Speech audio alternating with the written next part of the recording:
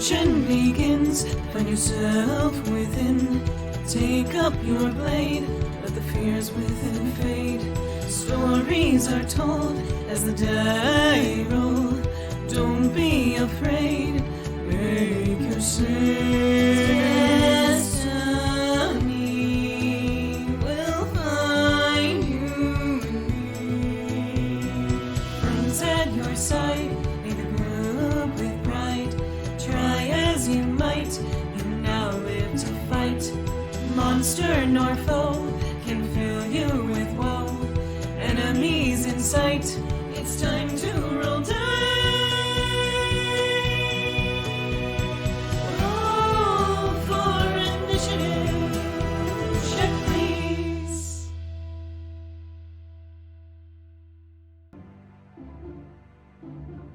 Hello, checkers and pleasers, and welcome to Check Please. We are back for another week. Hello, hello. It's me, your DM Beardy, and these are my lovely players as usual. Hello, my name is Keni, and I play Louie Freeman, Ice Boy, really smart at hiding notes for himself extraordinaire. I'm Grem. I play Valentino. Everything else extraordinaire. I am Shane, and I play an individual who has introduced himself to the party as Xander. It changes every week, and it scares me. And I'm Xeno. I will be playing Zu'lin and Stavik. The skeleton is inside me, though. So. It's true. Kinky. Damn, he works quick. All right. Well, with that, we're all here, except, of course, for Skrewy. But, R.I.P. he had to go back to his home planet, so he'll... You know what? Let me just He'll delete join this us. token. Yeah, enjoy the maelstrom. Hopefully he'll join us in the near future, but at the moment, who would like to describe what happened last time? I got this. So we started off returning from our harrowing yes please fight with what Stavik described to Elena as a snowman. We were attacked by a snowman. Stavik also decided that it would be pertinent to share all of the information he could possibly share with this random person at the bar, because why not? Why not? Just tell her everything. Who's definitely not the killer or anything. Right. But won't right. tell Valentino why he Right. won't help him. Valentino can't know anything, but Elena, she must. She But must. Elena's so trustworthy. nice. Yeah. Yeah, exactly. So, do you know any wizards in town? Because we know that the wizard is a killer, and also a woman. And Elena's like, women wizards in town? Nah, just me. And he's like, oh, okay. Well, just so you know, all of this stuff happened. Do you know anything about it? She was like, no. And he was like, oh, okay. Let me share some more information with you. So that happened. It was Go fun. on. He decided to go to sleep, as it were. Louie also went to sleep, and that left Bastion and Xander. Xander asked Bastion what he planned to do, and Bastion just kind of looked at Elena and looked back at Xander, and Xander was like, okay, I'll go to bed now. And then Bastion was like, oh, really? Are you sure? And Xander was like, no, I guess. Messages? So he decided to leave Bastion to that and left him a piece of folded up paper that was a depiction of a constellation with Bastion overlaid on it, holding a whipcake on one hand and a dagger balanced on the tip of his finger in the other. So in the morning, we decided that we were going to leave for Rosalejo, but not before Louie suggested that he'd be interested in taking Elena on a date. And Elena was next like, time. yeah, let's go. And she was like, nah, we're gonna go right now. But I don't want to go right now. So then they left to go on this date, and it was lovely. They were just sharing a little bit about themselves, getting to know each other. Yep. Louie was notably like somebody who had been stuck at the top of like Mount Kilimanjaro for 3 years, just like frozen. And Elena's like, why are you so stiff? Just like calm down. Just like, let's talk about each other. And Louie was like, so tell me about Burgos. Tell me about the area. Tell me about your history. What's going on? Are there any rumors or anything? What's your favorite spell? And she was like, I get a lot of use out of Mage Hand, but I guess I'm not sure it's my favorite, but Hold Person, just a really reliable spell that helped me in a that's really not bad fucking time. creepy or anything. The old reliable. All reliable. The Works old every reliable. time. Works every Works time. every time. Works every time.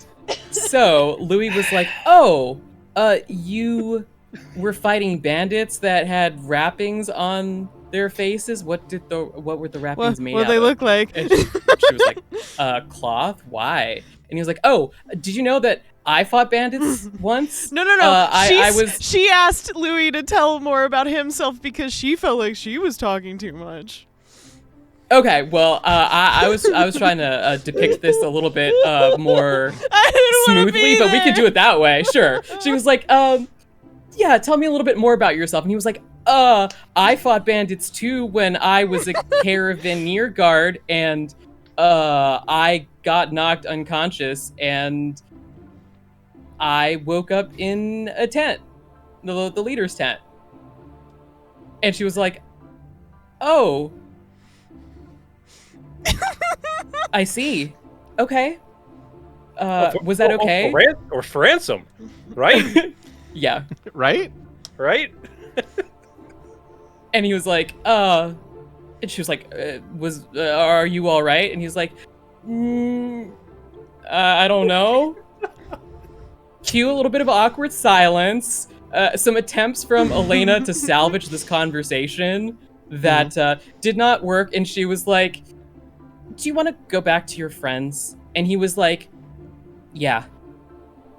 And she was like, okay, but maybe a date next time? And he was like, yes, madame, and then tried to like kiss her hand, but kissed the mage hand because she misunderstood the signal because she thought he was really uncomfortable because of his previous behavior. But then he was like, next time I'll kiss your hand for real. And then he left to find Xander was standing like 6 feet behind him, just perched behind a tree that was very, very, very small. And they had a short conversation in which Xander suggested that perhaps asking to exchange spellbooks on a date could be taken in a flirtatious way.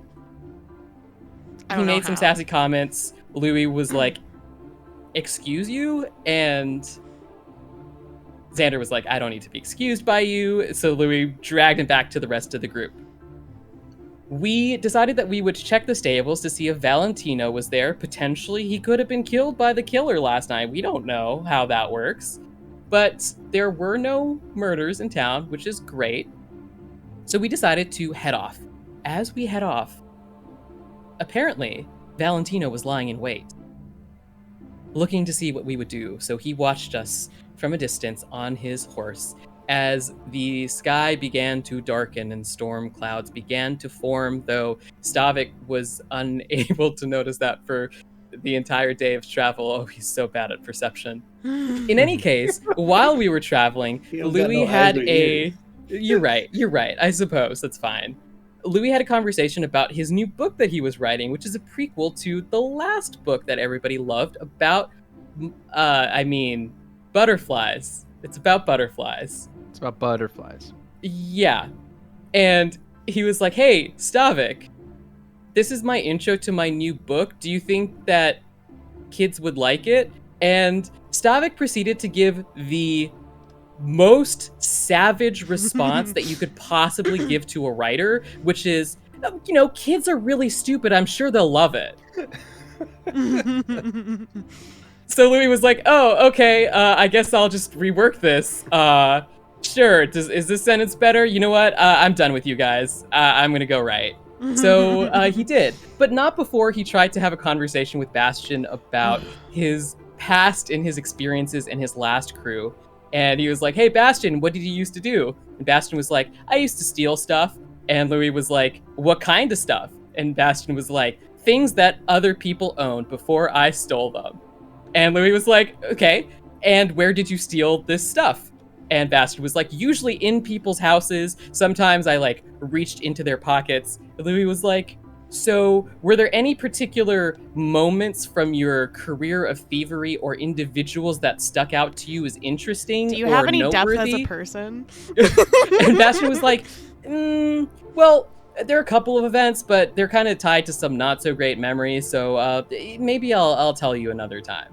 And Louie was like, you need to tell a story. You can't just tell me what is going on. You have to paint a picture with your words, Bastion. This is why you're a fool, and I need to teach you how to write. That's how it went in his head. That's all that matters. Okay. That's fair. That's fair. Yeah.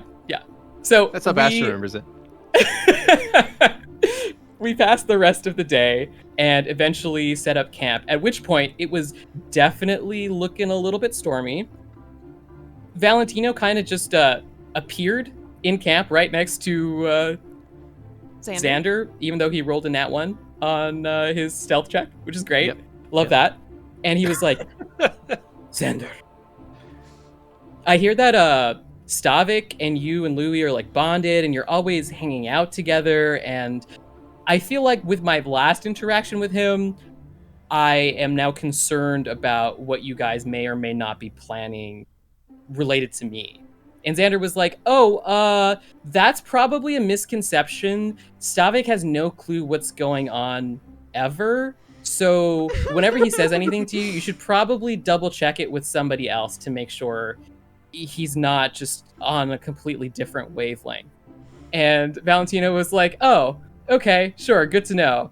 And so he granted Xander a present, a lovely red scarf with like this golden moth pin. It was very beautiful, and inducted him into his red guard. Whatever that means. Red scarves. Yes, the red scarves. Or I suppose red scarf, because currently, Yes. I mean, I guess there is Valentino and Xander, so there are two of them.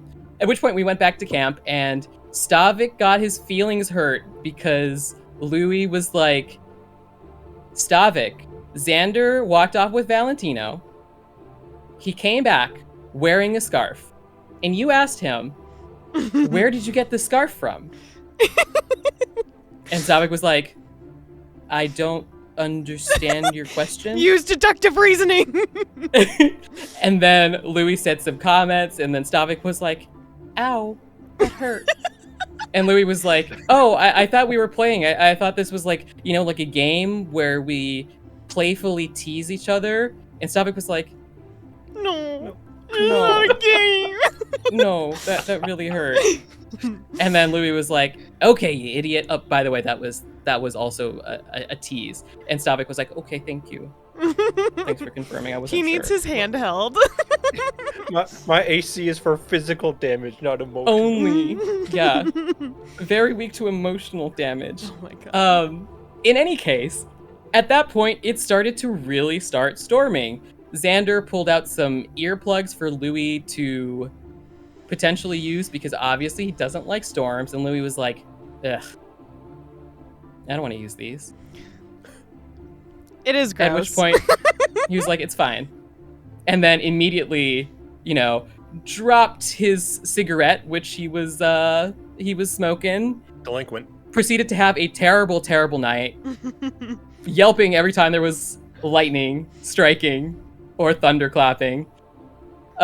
We decided to separate a little bit. Zu'lin was in a tent, so Louie didn't want to go into that Zu'lin tent. was I don't in know the why. cart. Or in the cart, sorry. He was in the cart. Louie wanted to go into the cart, but then saw Zu'lin there, so decided to leave. At which point, Xander, figuring that Louie didn't want any help, conjured a cart of his own and walked in. So Louie went into the tent with Bastion. Stavik decided to stick around outside even though the storm was really picking up, and at several points upturning the carriages. So that's actually very impressive. I personally would not make that choice, but he did, which is cool. At some point, he managed to somehow perceive in the sky that there was sort of an outline of a gargantuan dragon the size of really a mountain at the center of this massive storm, which at this point was throwing down lightning, splitting trees, just I believe it was a crazy colossal dragon. You're right. It was colossal by the rules. Gargantuan. It was 30 squares by... No. 30 It was or a more. massive 30 plus. Yes. It was a massive dragon or dragon-like apparition or something like that that seemed to be at the center of this storm aura. Also, there was a light off in the distance. When Valentino saw this dragon was here, he was like, I must go. It's not safe here for you if I stay. And Stavik was like, got it. You need to go because you're not safe here. Guys, Valentino left because it's not safe for him here. Then Stavik proceeded to go off on his own and not return. After there was a lot of stuff happening, Zu'lin woke up to find everything upturned. We managed to right the cart by making Zu'lin big and assisting his attempts at strength with magic. And we finally managed to ride Xander's carriage with the quasi-real horses, which are only affected by quasi-real storms, to this light that we saw in the distance, which turned out to be a decrepit old house in the woods. And Louie was like, I read a story about witches once. They like to eat good boys.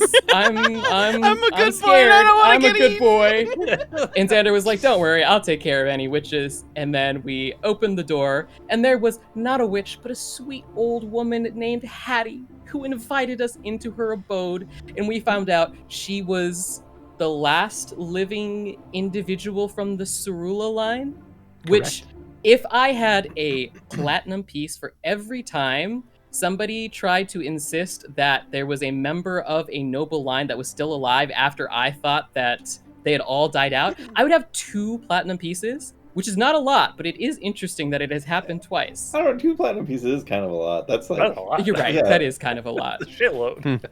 Not enough, though. Not enough. In any case, she welcomed us into her abode.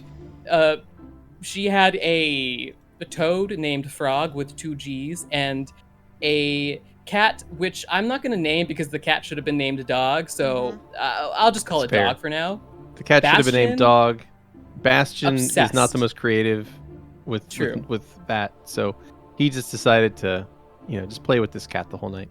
Yeah, he was very much absorbed in this cat, which very much reminds me of Zu'lin when he snuck into Louie's room by getting his hand in through the crease in the door. Like, that cat, I don't know if there's any bones in there. Zu'lin, after he experimented on Louie, took his unconscious body, like, doot, doot, doot, doot, doot, doot. I mean, that probably also happened, but that is neither here nor there. In any case, we managed to convince Hattie that we were a group of circus performers heading to Pentris for pleasure rather than work. And we noticed some odd things. One, she had obviously this toad named Frog, this cat that was very, very dazed out, kind of like Louie after that Zu'lin situation. I'm putting 2 and 2 together here. He's like, She also only had cookbooks. Nothing but cookbooks. And she poured us tea. It was really nice. Xander decided he needed to go to the bathroom, so she led him upstairs to the guest bedroom, at which point he created water using the spell from the list of spells that he has access to and nothing else, and also discovered that there was a skull. You got a lot of practice with on that spell every There's day. a skull on the bookshelf. A very, very, very odd occurrence. You guys were talking downstairs, at which point you convinced Hattie that Stavik was essentially not very good at his job and a quitter, which, depending on who you ask, may be true. That is up for debate, a point of contention. Louie decided that he needed to go to bed, so he ran upstairs and had a conversation with Xander, where they both determined that obviously something really odd was going on and that they may be trapped in the house. There were some conversations after Xander went back downstairs trying to warn everybody that something was going on. Maybe not say this all out loud, but a lot of people didn't seem to be seeing what he was putting down, so he suggested we all go upstairs. Let's We all did go not to all bed go together. upstairs. Yeah. Friends who sleep together, meet together, as they say. But we went I guess upstairs. that's true. I guess we follow the. Yeah. Yeah. We went upstairs, aside from Zu'lin and Stavik, who stayed downstairs to investigate. Zu'lin found that most of the doors were locked, and Stavik found that the front door, while not locked, he could not open. He just could not bring himself to open the door, which is probably related to why he showed up at this house and then completely forgot that we had ever been there, like, been in a situation and he had to go back for us in the first place. Meanwhile, upstairs, Xander and Louie were trying to key in Bastion to the situation by introducing the skull and talking about how in the morning, should we strip the bed for her, and Bastion was like, why'd you bring out that skull, Xando? Like, you're gonna give that lady a heart attack. Anyways, we should tell scary stories. He pulled out some alcohol. We discovered that he had apparently, at some point, though he doesn't remember it, had a lot of the alcohol in that container, which was previously unopened, supporting our theory that something weird is going on. Louie, looking through his journal, found a page had been torn out, and after looking somewhere, he had a hidden pouch, pulled it out, opened it up, and discovered that in that hidden pouch there was a piece of paper from his journal written in his hand, though he did not remember. And it had one word on it. And that word was run. Dun, dun, dun, dun, dun, dun, dun, dun, dun.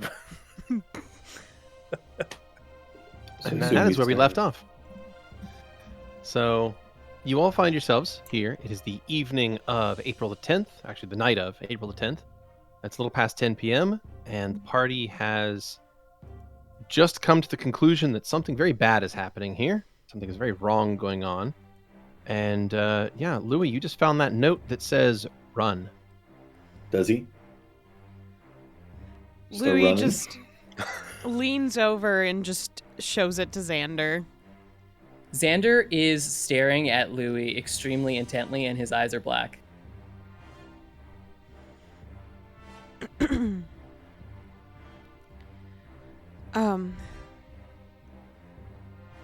He looks around for a second, unsure what it could mean. Could I do a sense motive to see if that's supposed to mean something? Sure. Sure. Okay. Yeah. Feel free. He's just trying to vibe check you. 22? 22. It looks like Xander is not really staring at you per se, but perhaps staring through you.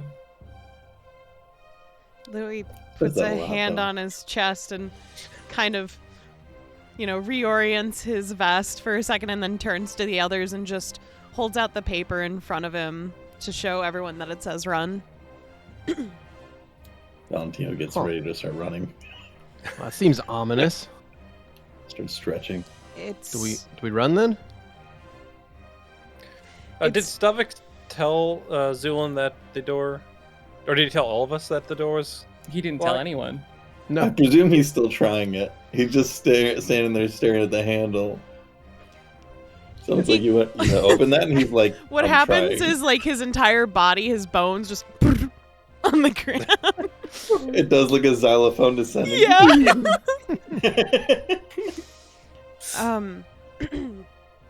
So here's the thing. I don't know if we can, but we need to find a way out of here, obviously. I didn't have enough time to write more than one word, and that's bad.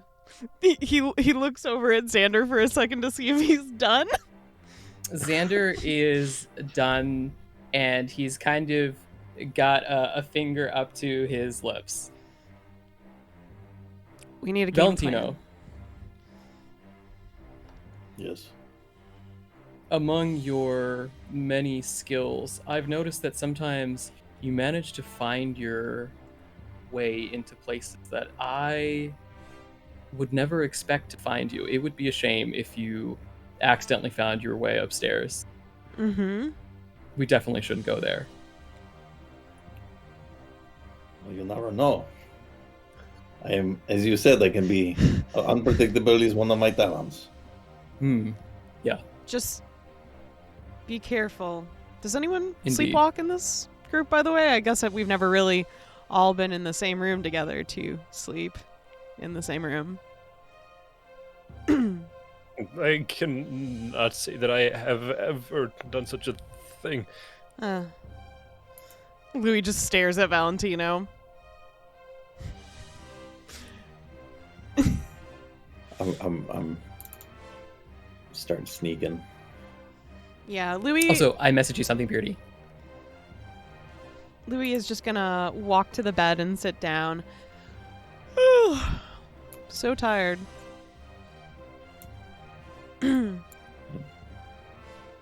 Not sleeping for a while will do that to you. Yeah, I know. But Alright, I don't know if. Oh, sorry. go right ahead. I don't know if I'm really rolling against anyone, but just for the level of quietness and snooping around Valentino's got, I got a 33 on that stealth check. Damn. Wonderful. So That's not a sound, just kind of like up against the walls and stuff. So this is the staircase that goes up to the third floor? That's correct. That staircase leads up to the third floor. Yeah. I'll do There's a that. staircase that also goes down to the first floor as well, the ground floor, Yeah. if we're going wow. to use the European parlance. So, if you would like to head upstairs, you are welcome to do so. I will move you up to the next floor. That's where we're not supposed to go, right? Yeah, you were asked to stay on this floor for your own safety. Then yeah, then I'm gonna go to the not safe place. You got it. So I will pull you to the next floor. Careful, Valentino. It's not safe for work up there. As you make your way up to the next floor, you're going to find there is just a couple of candles in the room. So as you step up these stairs, by the way, the stairs themselves, even though you're moving very, very silently, the boards still creak ever so slightly, even under your diminished weight. They still creak a little bit. I mean, but with the luckily- 33, if they creak, he's gonna like stick his legs out and his arms out and like shimmy up the Yeah. staircase. But luckily, the sound of the creaking staircase is completely drowned out by the storm. Right? Like the Okay. sound of rain hitting the roof of the house is far louder than any noise you're making. So someone would have to be extraordinarily good at hearing to notice you above the storm. Okay. So you make your way up to the next floor. And as you reach this landing, it's sort of a wider open floor. It's about 20 feet wide and about 40 feet or so long. There is a door right in front of you. Just beyond that door is a ladder that leads up to an attic of some kind. Immediately to your left is a large table that is covered in candles and has some sort of long stick on that table that itself is adorned with a roughly hewn piece of rock to the tip of it, like a very cheap looking gemstone, like a quartz, sort of stuck on the end of it. Beyond that table to your south is a couple of cabinets. There's of course a window at either end of this hall, and there is a door that leads off to the west as well. That's beside that table. So two locked doors, or two doors. You assume they're probably everything here is locked. A ladder leading up to the attic, and two windows that look outside.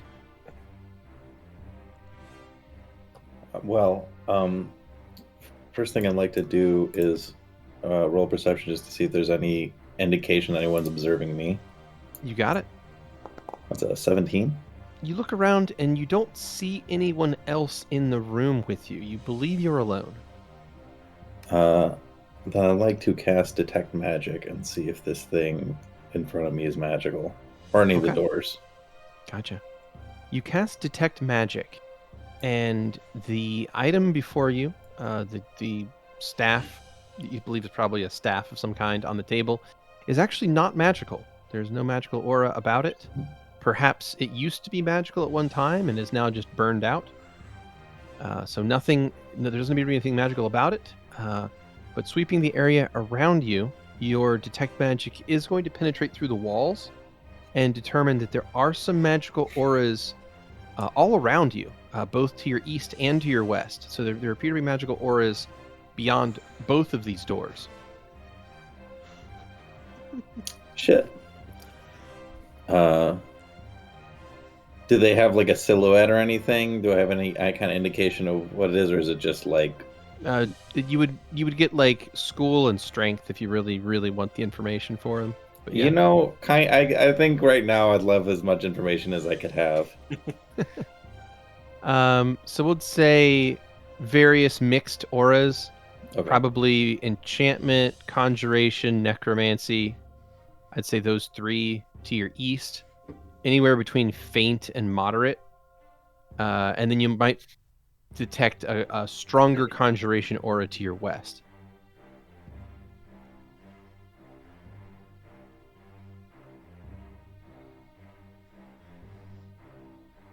What would you do to get us out of this house? Yeah, I don't fucking know. It sounds like the one to the west is more valuable. Not being able to like really communicate with my party is the tricky part. I just want to tell everybody what's going on, but I should probably not. Do whatever feels right, my fam. Yeah. If anything, we could just all go up there. Okay, so these doors have do they have keyholes? They do have keyholes. Could I But attempt to peek through the keyhole in the west? Yeah, you can try to peek through the keyhole to the west. Go ahead. All right. That was a nat 1, baby. We got some rerolls, right?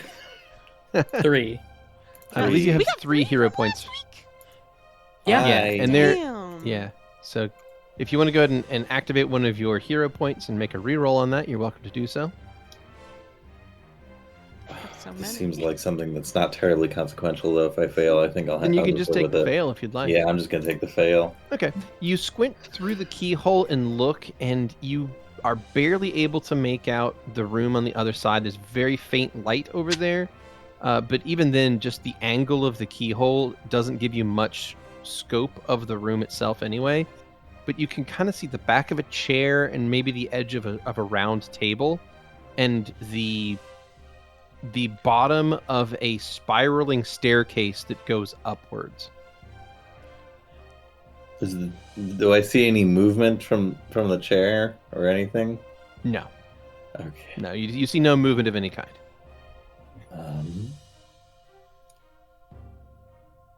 I've got myself some thieves' tools, so let's pick this lock.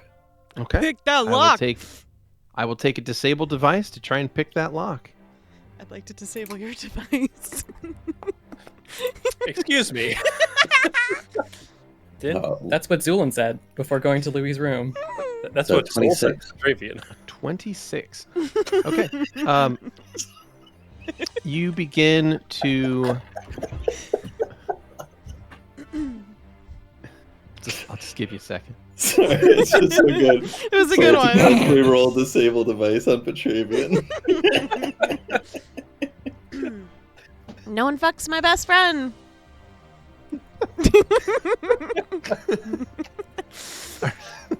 Okay.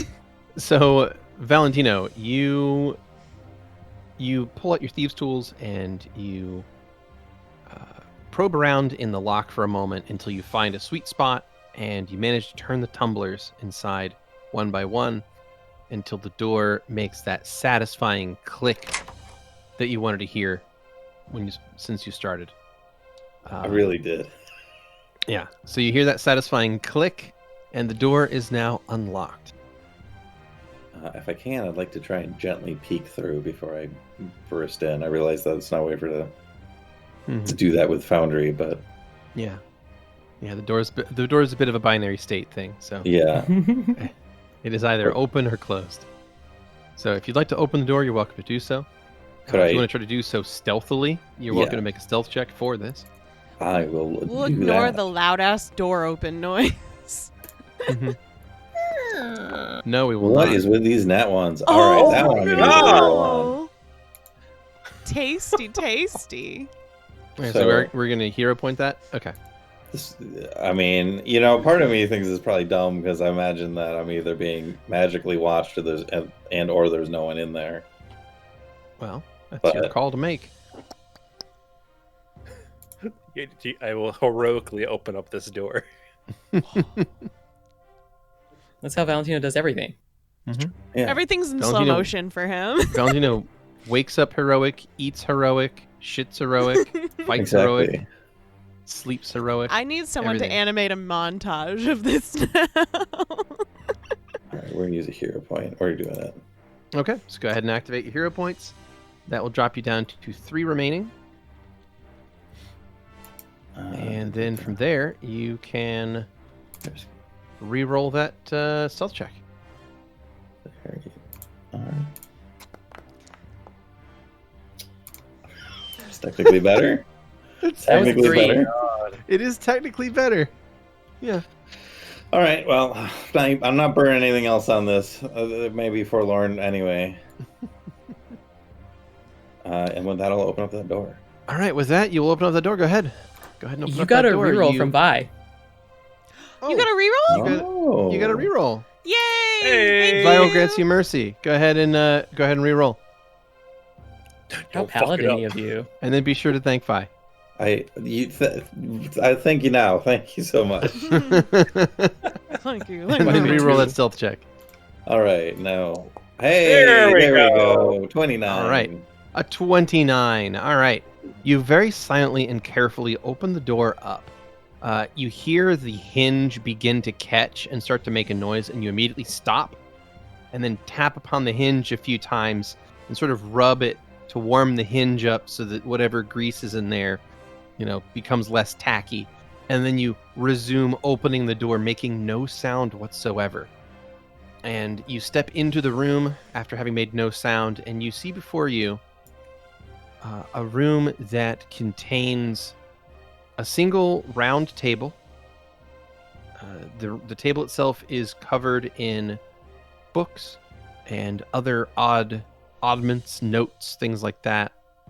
There are a couple of large padded chairs sitting up, pushed up to the table. There are 2 wide bookshelves, one to your south and one to your north. Beyond the northern bookshelf, of course, is a fireplace that is slowly crackling with a warm and inviting looking fire. There appears to be some sort of globe in the room as well that depicts all of Adrian. And there is a stairwell that leads up to a floor above this one. What would you like to do?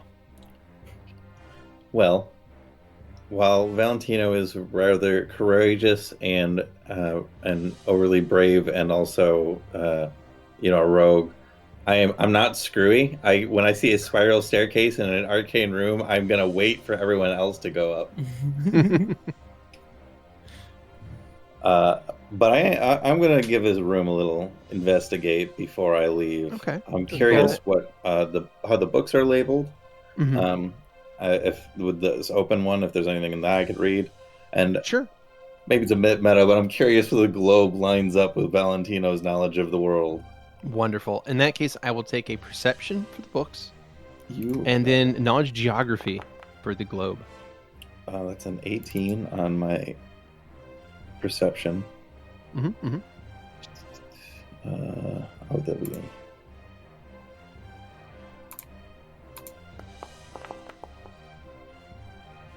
And a 16 on the knowledge check. Okay. So for your perception, you look around the room and you can see that a lot of these books are written in a language that I'm just going to double check and see if you actually speak. Probably not. No. It is they're most of them are written in a language that you do not speak, You may or may not even recognize it. If you wouldn't mind rolling me a linguistics, even untrained is fine, just to try to suss out what language they're even written in. But they're certainly like unintelligible to you. But if you could at least recognize the alphabet that they're written in. So I'm not sure where to find linguistics. Background might be skills. under backgrounds. Background skills. Oh, there it is. It's not untrained for me. It's a 24. Oh, lovely. Very 24. nice. Okay. In that case, you do recognize the language, and in fact, you might be able to suss out a few of the words even as well. The language it is written in is Protean, and the various words you can kind of suss out is enough to tell you that these books largely are about scrying or like horoscopes or like fortune telling, maybe. Like they seem to all be dealing with like seeing the future or being able to read the past, things like that. So you think that these might be mostly tuned to like divining or fortune telling, perhaps. But they appear to be like magical in nature, at least subject matter wise. Not that the books themselves are magical, just that they're about magic. And then last thing, so is the map accurate and that there's a book sitting open? There is a book sitting open on the table, yes. Is it in a language I can read? It is also written in Protean, so you can't quite read it, but it does appear to depict something about a ceremony in there, but it's not clear what the ceremony is. You can't make out many of the words. But there's like pictures written in there, and like symbols and sigils and arcane circles and diagrams for like how to perform a particular ritual or ceremony or spell of some kind. But it's largely not intelligible since you don't know the language. All right. And then as far as the globe, if you wanted to step over to that and take a look, Yeah. you can do so.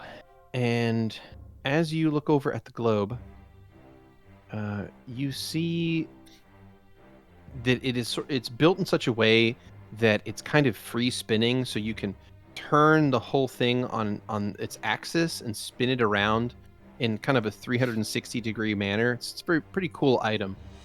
The globe itself looks like it was carved from like a single piece of wood, and the whole thing is, built on this system of like ball bearings and various different like hinges that allow you to move this thing fairly freely. But you can very quickly see, just from the one side of it, you can see Obador, the continent you live on, very clearly shown there, and of course attached to it, branches over into the west, is Oxidor, the sister continent. What's weird is that there's a couple other land masses that you're maybe not as familiar with your knowledge geo of 16. Your kind of understanding of the world is pretty much Oxidor, and then Obador, and you know that Oxidor exists, you know that that's where Proto is, but you're maybe not as knowledgeable about the specific the goings on in that western continent. But as far as the other land masses, those are totally new to you. There's like all these big islands and large chunks of land scattered all across the rest of this sphere that don't seem to be something you recognize immediately. Wait a minute. A sphere? Yeah. We're on a sphere? World is round. Fucked up. It's fucked up is what it is. And look, I'm not saying this as if this is canonical true. I'm saying that's what this device is. It is very possible that whoever lives here is some crazy conspiracy theorist. Yeah, some batshit crazy old lady who's like a sphere worlder, Mm-hmm. And we all know that those people are nuts. So they come by and they're like, "Oh, you found my map wrapper. I just have my map of the very flat world conveniently wrapped around this sphere so that I can look at all angles of it. Hey, Yeah. we know canonically that it is a potato within a watermelon. Mhm. So That's true. With a bunch of Maybe holes. that's the watermelon. Are we Uh, the watermelon? Are these other landmasses labeled? No. Okay. No, there's no writing on it at all. Oh, there's no writing in it at all. Okay. No. Well, that's interesting. Take note of that, although not literally, because I don't have anything to take notes with. Mhm. And I'll snoop my way out of here. Okay. I'm debating unlocking the door behind me. I don't know if I can feasibly even do that, but I also don't want to lock it behind me and then fail to unlock it again when we want to come back. Valentino, as you leave the room, make another perception check. Ah, shit. Oh shit. uh-oh. SpaghettiOs. What is with my dice today? Well, it's a 17. It's a 17. As you leave the room, you feel a very light gust of wind go with you as you leave the room. And then you close the door behind you, but it felt like the air moved in an odd way with you as you left. Excuse me.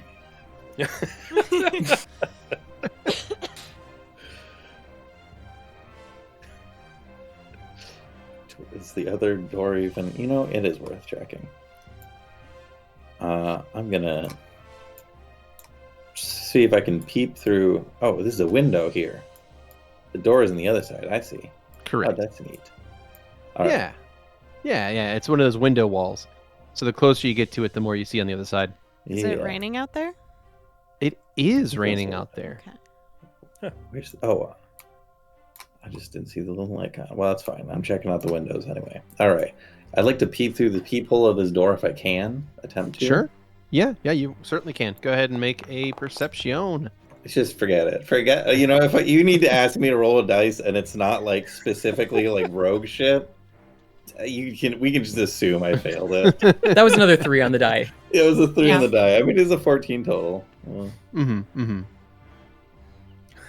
A 14 total. You look through the keyhole and you can see a little bit of light on the other side that is illuminating a desk on the far side of the room that you're seeing.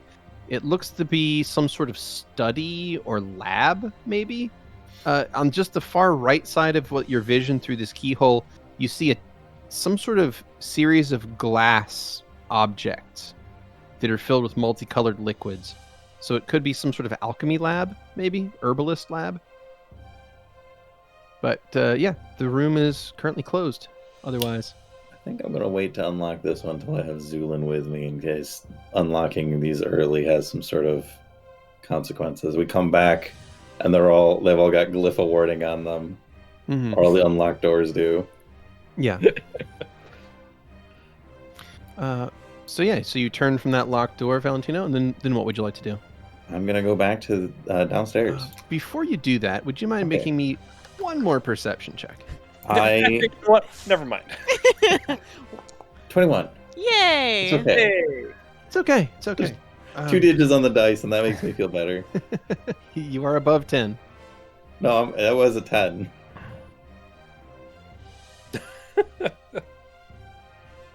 It's fair. What you see is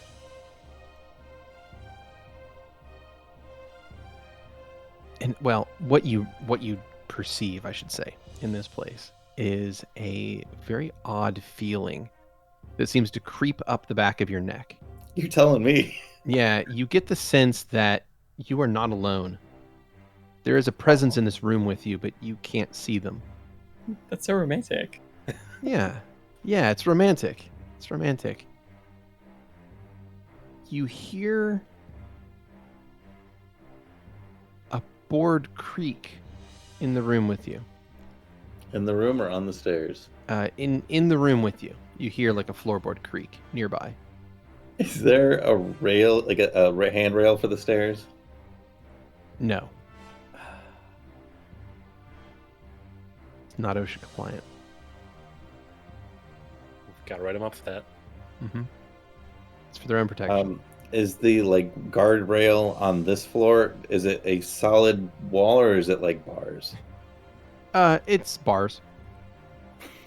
Valentino is like a fucking cat response, going to just leap out of here, try to grab the floor hanging over the stairs so that I don't touch the stairs, and then like jump again onto the bottom of the stairs.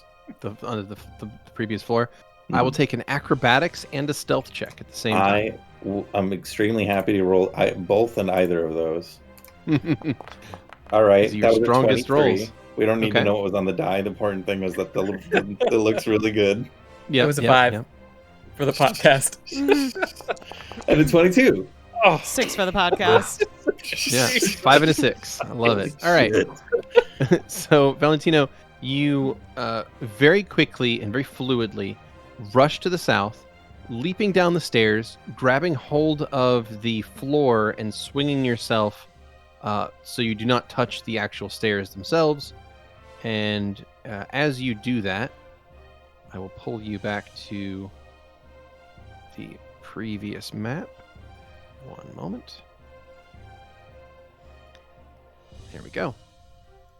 As you land back, actually, it'd be on the sort of, you brace yourself on the landing of the stairs on the second floor here. So, okay. And as you do, you made very little noise that you could, at least that you could perceive yourself. And you think you did so, pretty well. You kind of wish that there was an audience for that because you did you pulled off a pretty cool thing. But we do have an audience. Yay. Exactly. Clap, clap, clap. Oh, it's fine. They'll believe me when they tell them. The god saw it at least, so. Yeah, exactly. Exactly.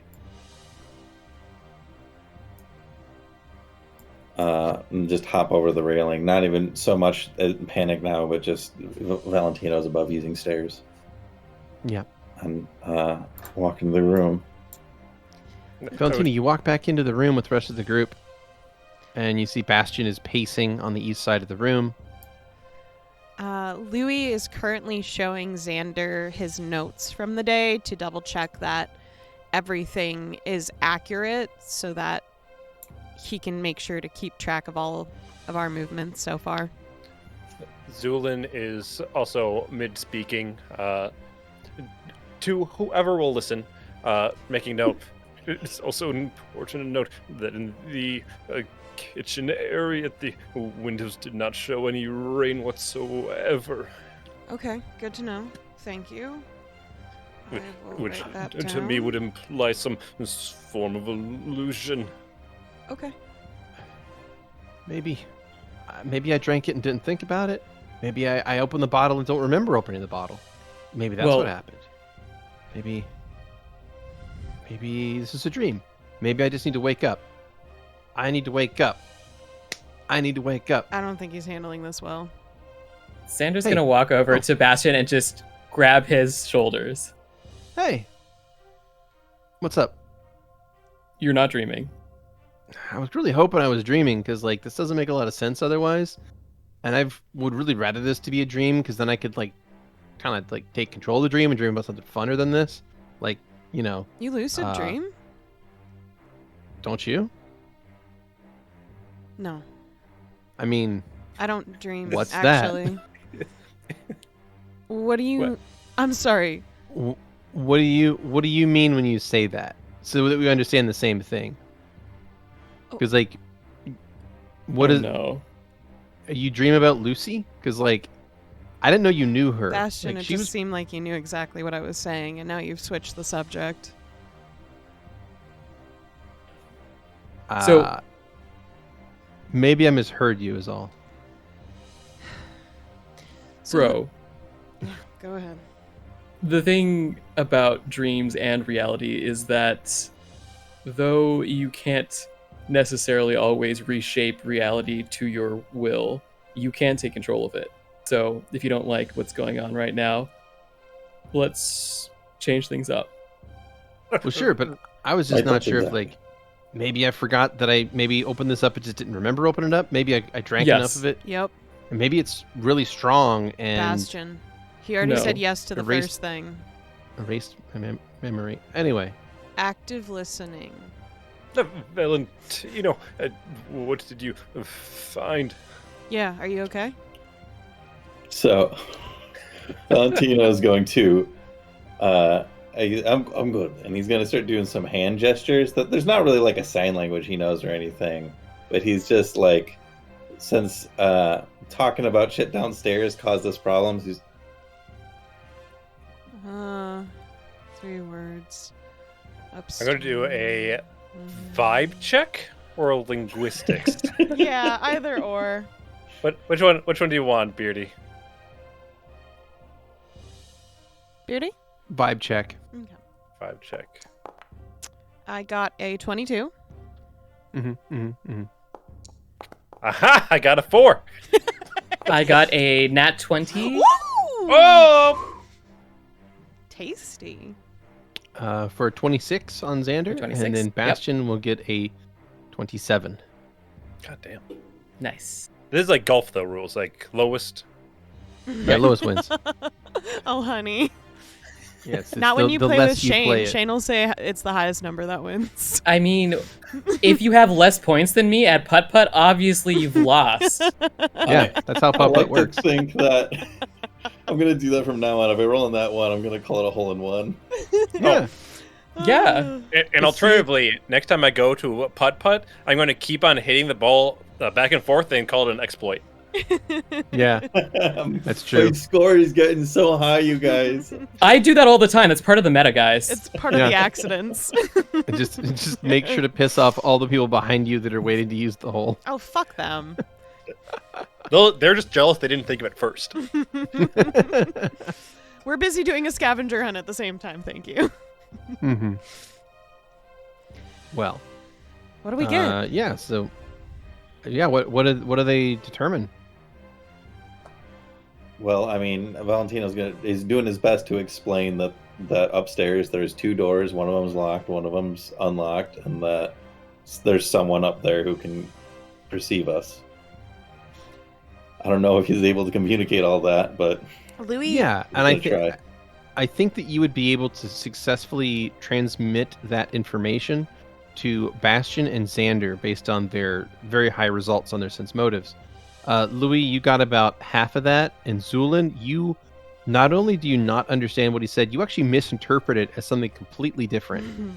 So, Zu'lin, you believe that Valentino has told you that there appears to be signs that the dragon is gotten closer and is in danger of attacking the house. It's quite worrisome, I would say. Just to check, did I get the part, based on that, did I get the part of something was following Valentino? Yeah, there's some stuff upstairs, including like being followed. Yeah. Louie is going to, he's actually going to remove his right glove, shaking his head, and pull out a pouch from one of his bags and put his fingers in it and pull it out, and it shows charcoal on it, so his scars get darkened in a way to show it off.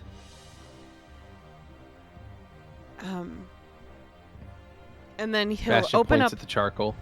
He'll open up his spell book, actually, and flip it to a page and show off a spell that says Dust of Twilight. I'm not familiar. What does that do? It dispels magic, actually, that are level 2 and under. So technically, Okay. invisibility being a level 2 spell, if it was invisibility, he could take care of it.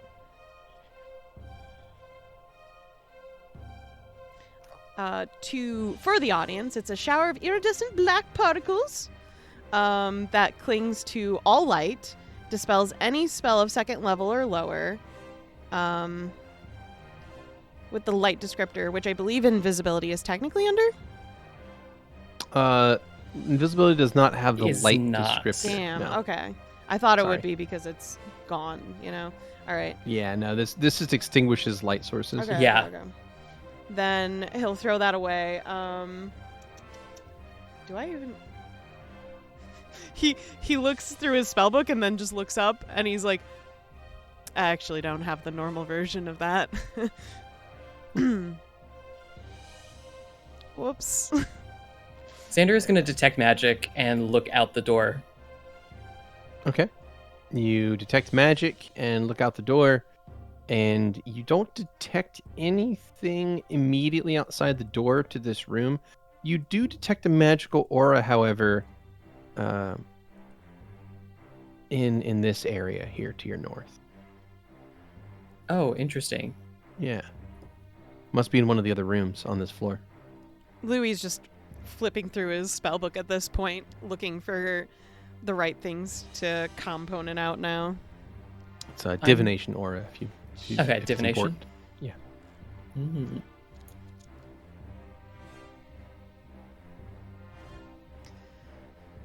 What do we do? I know a lot of us are tired, but I'm not. Already used keep watch on myself today, so a little pacey. I don't know. Did you?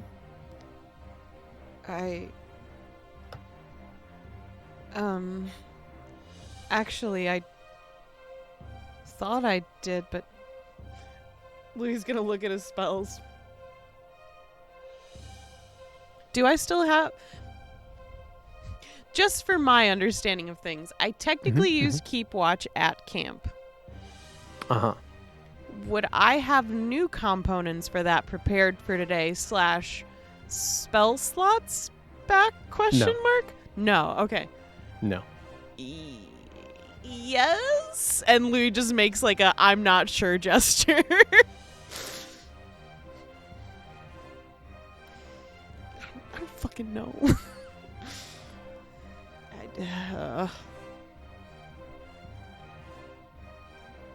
Well, shall we have a party then? Yeah, let's have a party. I've never had a... Actually, that's not true. I've technically had a party before. Is the party, and Zu'lin will point up in like the upstairs direction. Louie shrugs and then looks at the others. Yeah, we should raise the roof. Is that a phrase that people use at parties? I don't know Oh. that it's a phrase that is specifically used at parties, but it is a Oh. phrase about partying. parties. Okay. I don't think the kind of parties I went to is the same that other people's parties are. You didn't go into any roof raisers? No. Well, Yeah, let's raise the roof. I've got... It might be more dangerous, what with the coming closer, although I do predict that's most likely illusory anyways. Huh? Sure. Pat him on the side of the... What do you say, man? No matter. Lead the way. All right. Valentino, when you open the door, you're going to notice something immediately. This is even without having to make a perception check because it is right in front of you. And that is on the floor, in front of you in the hallway, there is a cat laying there.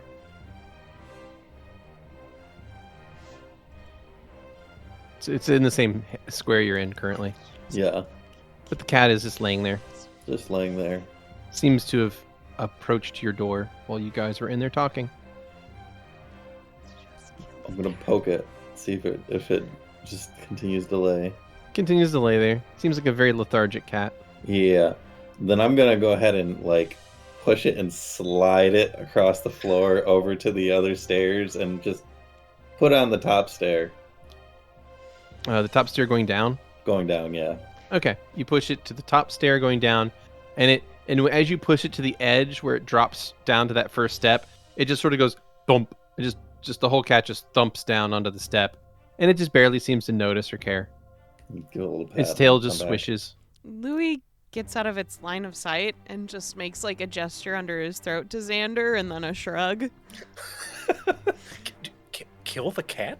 Kill the cat. He's It's called asking. the cat. And then he points to himself and he gives a thumbs up. Xander is going to walk over to the cat. Okay. And So you walk over to the cat. It is sitting on the top step leading down to the first floor. And it is laying there, seemingly undisturbed by anyone's presence. he is going to crouch down and reach for the cat's neck and give it some scritches.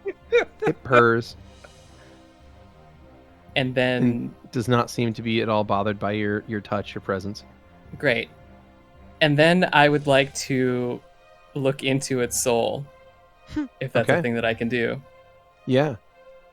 First of all, I don't- cats don't have souls. Yeah, I was they go gonna straight. say. They go straight to hell. It's a trick question. It's not I've gonna seen tell all you dogs shit go to 'cause- heaven. Cats Mhm. always go to hell. Hmm. That's Not why weird. witches like them.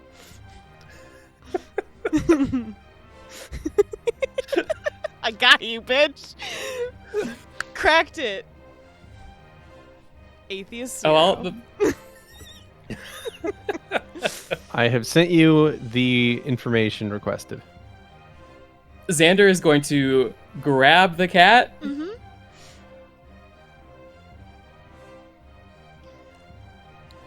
and see how it reacts to being grabbed. Yeah. It just is a very floppy cat. It does not seem to care.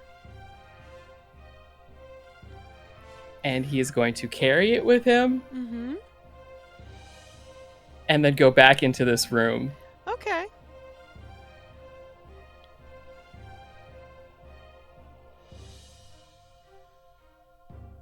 Louie will follow, and then he gestures for Valentino to come back inside and close the door. And as you do so, you close the door and you find yourselves looking at this floppy cat that is currently in Xander's arms.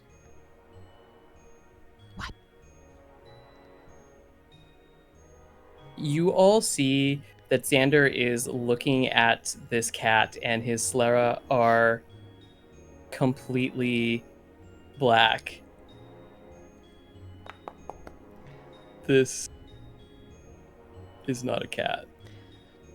Meow. Good or bad? Or bad The good outside is or a cat. good bad? Xando, I don't mean to like Bastion, it's magic shit. bust you down. Oh, but it's like pretty sure it's a cat. The soul inside is not that of a cat. So, what is it? I'm not completely sure. It's human-like adjacent. When I But get out, it's...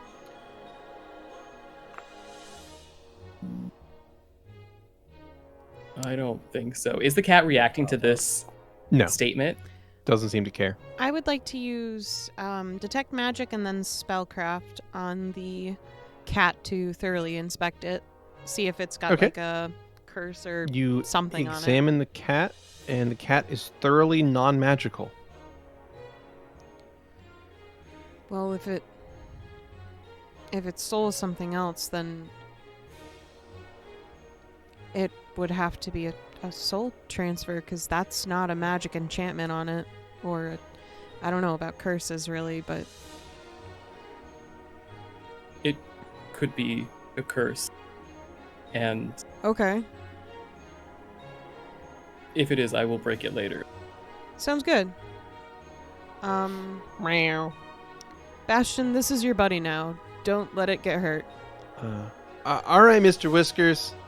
And Bastion's gonna reach forward, grab this cat, and just like hang it around his neck like a scarf. Wears Weirdo. it like on an airplane pillow. You're technically supposed to Incredible. use those in front of your neck. I have that a way, beard. if there's turbulence, then you choke yourself and die. I sure hope so.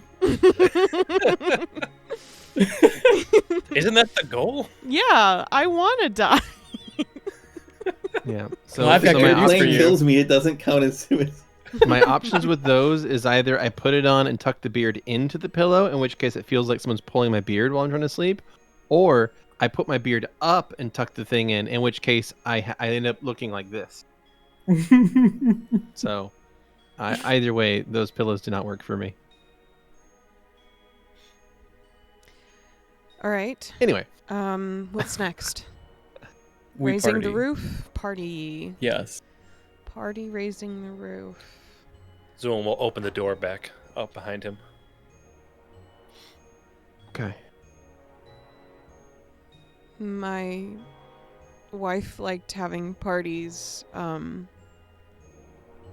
that showed herself off. Those are the kind that I'm familiar with. Your ex-wife was a show-off? Okay. Does it count as ex-wife if she didn't divorce me? I mean, Sure. is your estranged wife Oh, a she's show-off? dead again. Oh, So I don't know if okay. that Then counts. that's X, yeah. Oh, it's still okay. I mean, if you died, then I don't know if his ex is right if they died. I mean, how the fuck is she gonna sign divorce papers if she's dead? Yeah, so she's not really an ex-wife at that point. So Oh, Uh, doesn't, I guess as your deceased wife, was she a show-off? but Yeah. depending on the marriage ritual, does one not stop becoming a wife after death? Hmm. I feel like there's a joke in there somewhere, Zuzu. I just can't find it. Oh. My apologies.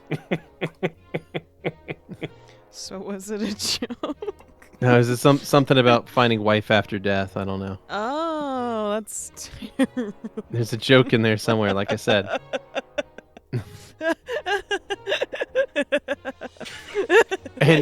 And with that, there is a loud clap of thunder that shakes the house.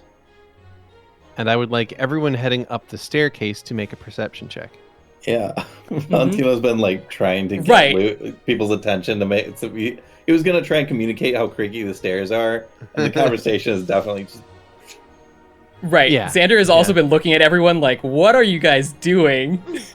This is not a quiet group by any stretch. 15. That's a 31 on mine. Nice. It's a 15. Not 20. Nice. What you got, Zuzu? It's perception, right? Yeah. Hell yeah, nat 1. Oh shit. Cool. So as you head up the stairs here, Valentino, you are going to notice something.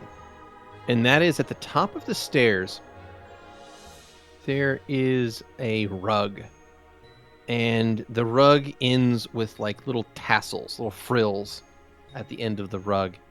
And as you're walking up the stairs, you see one of the tassels move as if someone's like was walking and like brushed it with their foot as they moved. Because you see a tassel just kind of move over to one side. So as though they stepped onto the top step. As though they were moving laterally. So as if Okay. someone was getting out of your way as you were approaching this floor. Like there's a creepy ghost. Yeah, like there's a creepy ghost. So welcome to the third floor of the Manor in the Woods. Yay. I will also say Xander is still maintaining concentration on Detect Magic. Okay. So Louie is the one in the front on the stairwell. Is that correct? It looks like the others brushed past him on the way up. I mean, that's fine. It doesn't super matter. So yeah, Louie could be the first one up. That's fine. He's got like this sort of shouldered cape thing hanging back, right? Yeah, he's got a half cape. I apologize for this in advance. Valentino's gonna like grab the end of that to try and jerk him back so he doesn't keep going. You see him, he's quiet, but he freezes immediately. If he gets Louie's attention, Valentino put a finger to his lips and then point where he saw the tassels move. Louie, you look to where Valentina's pointing, and all you see is a rug in front of you. It's about 10 feet long, a little bit longer than that, maybe 12 feet long, and about 8 feet wide. Pretty sizable rug. Doesn't look all that special. Not sure what it is Valentina's pointing at.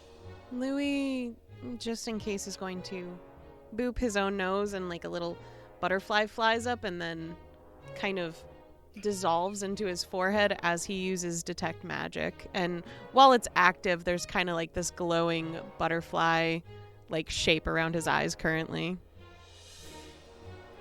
Okay. Do I sense anything magical near me? You do. I mean, if you sweep and scan the area, you are going to detect some magic in the area. You detect a conjuration aura to your west, and you detect an enchantment, transmutation, and conjuration aura to your east. But that's about it. Louie shrugs and points at the rug and shrugs again. Xander puts up a hand. Louie puts up a hand. High five. Valentino's just rubbing his fucking nose. Xander is going to move closer to Louie and put his lips by Louie's ear. And he is going to murmur spirits. And then he's going to do the same for Val. And then also Zu'lin. Yeah. Louie is going to gesture with a thumbs up and then a thumbs down and then a shrug. Good or Xander's bad? going to shrug and walk forward. Oh, great.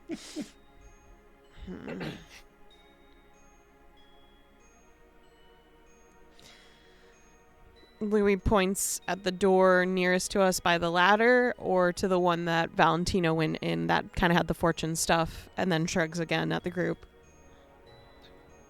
Zu'lin is going to take an interest to this staff that's on the table. What, the Could I do an Christ? appraise on this thing?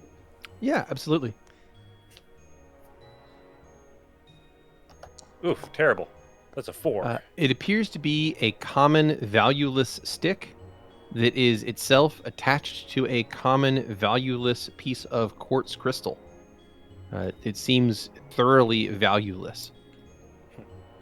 Gonna give Zu'lin a little pat on the side of his leg, and then point to the door next to me.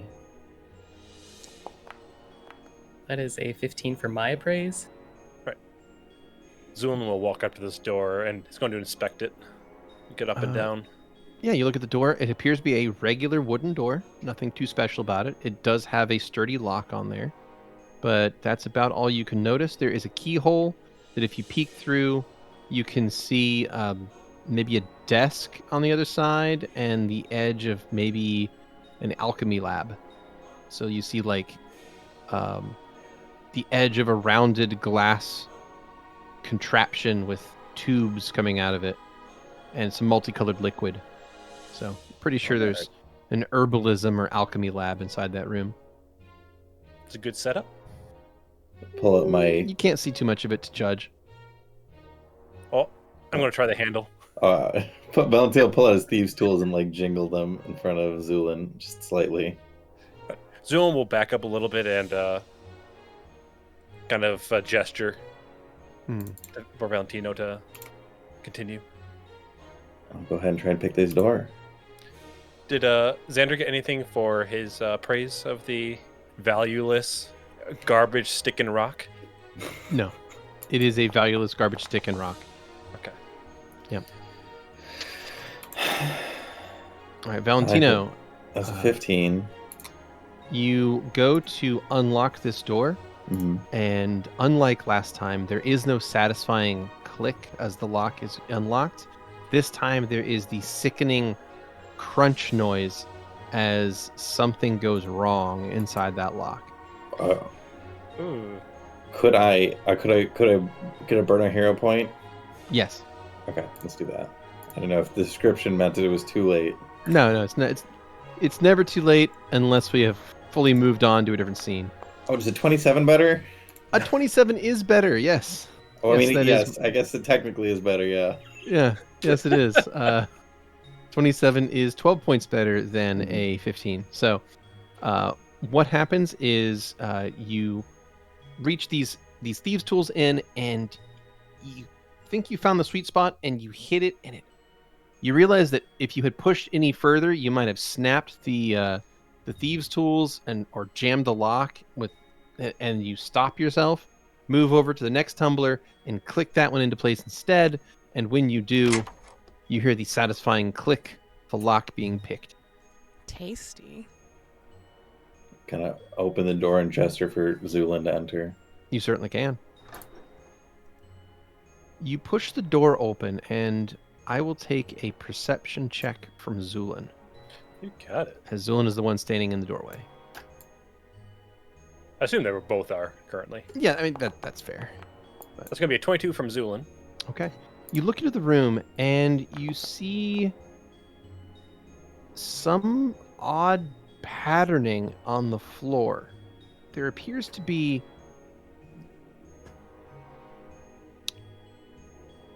handprints on the floor. Like there's dust, and in the dust you can see what look like the print of a human hand. You're not sure why that would be there. It's just an odd thing to notice. Anyway, beyond that, you see a number of tables. To your right is one that is indeed an alchemist lab that is complete with various concoctions that are partially brewed. Many of them look quite old, like whoever was using this place has not used it in some time. There is dust on most of the objects in here. There appears to be a table immediately to your left that is covered in arcane sigils and runes of various types, including a skull that has wax melted over much of it, like it has a candle stuck like onto the top of the skull that is melted partially, covering most of it with wax. That's classy. Yeah, it is classy. It sits beside a polished glass sphere that seems to have some sort of yellow precious stone inside the glass that glints and reflects in an odd way. At the far end of the room is a study bench that contains an old-looking book that is opened up to a certain page. There are a few more multicolored liquids in bottles on that table as well. And then the oddest thing in the chamber, which is to the left of you, looking in, is a wide table that upon it sits a weapon of some kind. It looks very strange. It appears like it could potentially be maybe a long staff with a decorative head, but it also seems to have some sort of mechanical element to it as well. And as you can take a closer look at it as you enter the room, but that's what it looks like from a distance, at least. Before we enter the room, I have a few questions. You go ahead. Sure. Yep. So the handprints, are they Uh-huh. like wide open hand, or is it like partly closed? It is a single hand, Mm-hmm. and it is open, looking about like that.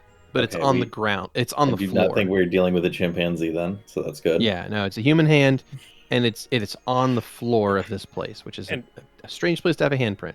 Speaking about the handprint, Zu'lin will put his palm next to it and see if it's comparably the same size or not.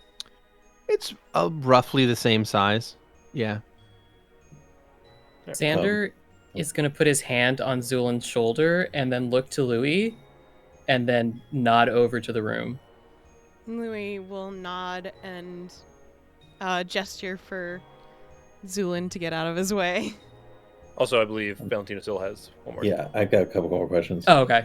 I wanted to. One of them is not really. It's kind of for Zu'lin, so I don't know if it's being asked. But does Zu'lin recognize any of the alchemy stuff just by looking at it, like what's being brewed?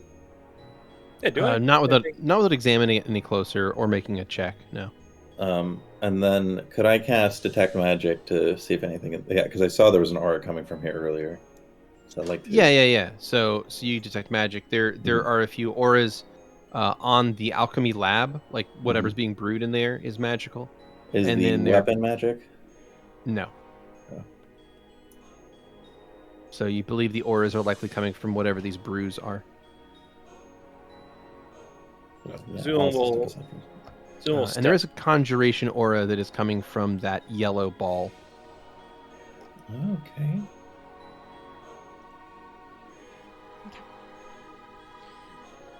Louie will take a deep Also, breath the in. only there is a decent layer of dust on the floor in this room, and the only thing that's out of the dust is this one handprint. So there's no other footprints, no other handprints, just one handprint that looks fresh, like fresh. Mm-hmm. Louie will nod to the others and take a cautious step in. Zu'lin will follow right behind him. Okay. He'll probably inspect the handprint first. Where exactly is it? Immediately inside the room where Zu'lin is standing. Oh, okay. Louie will Yeah. look at it and see if there's any residual magic there or if it's just a handprint. No magic on it. Okay. He shrugs, points at a door in the room as well, and then we'll go and look at the magic books at the end of the room. Okay, as you walk toward this book, Louie, you're going to notice something about it immediately, and that is that this appears to be some kind of recipe. As you walk up, you see a list of ingredients written out. By the way, just to make sure you speak the correct language, yes. This is also written in Protean. Mm-hmm. It seems to be a list of ingredients on the one page, and then instructions on how, like, what to do with them. There is like a name at the top of what this is, and then there's little notes and scribbles in the margins that looks like they were in multiple different hands. So multiple people have used this book and have written in either little tips or ideas or, you know, anything that they had learned over their course of using this book. Mm-hmm. So it looks to be a well-used page. Can I but tell this what it is? Yeah, it's written at the top. It's written in Protean, so you can read it. And the material or the potion being brewed is one called Mind Blank. Okay. Does it say what that specifically does? No. Louie is going to write in his journal the potion then. Okay. But like all good recipes, there is like a 4 or 5 paragraphs at the beginning that talks about this The origin. initial recipe writers yeah. like story about when they were on this road trip once. It's awful. No, I'm kidding. Of course, that's not in there. Yeah, No, Louie. it just Louie says Mind will Blank take and out- lists a bunch of stuff. Yeah. Yeah, he'll scrawl it down in his journal, snap it shut. He'll turn to the others and he'll point to his head. While you're doing that, Oh yeah, go ahead. yeah. While you're copying down the scribbles, you're going to notice that one of the quills on the table is going to stand up. He nods to it. Continues writing. It moves over and bangs into a closed bottle of ink, and then falls to the ground, like falls to the surface of the table. Louie will open the bottle and then gesture the quill to it. You gesture to the bottle, and the quill will once again stand up, and this time it will seemingly jump from a standing position into the bottle of ink, and then jump back out, and then begin writing on a piece of scrap parchment that lies there on the desk. Yeah. And it's going to write, and it's writing in Protean, Easy. and it writes the word help.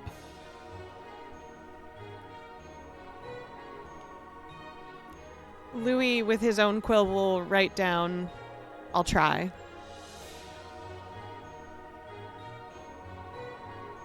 it writes death. I don't Write down understand. New quill who dis.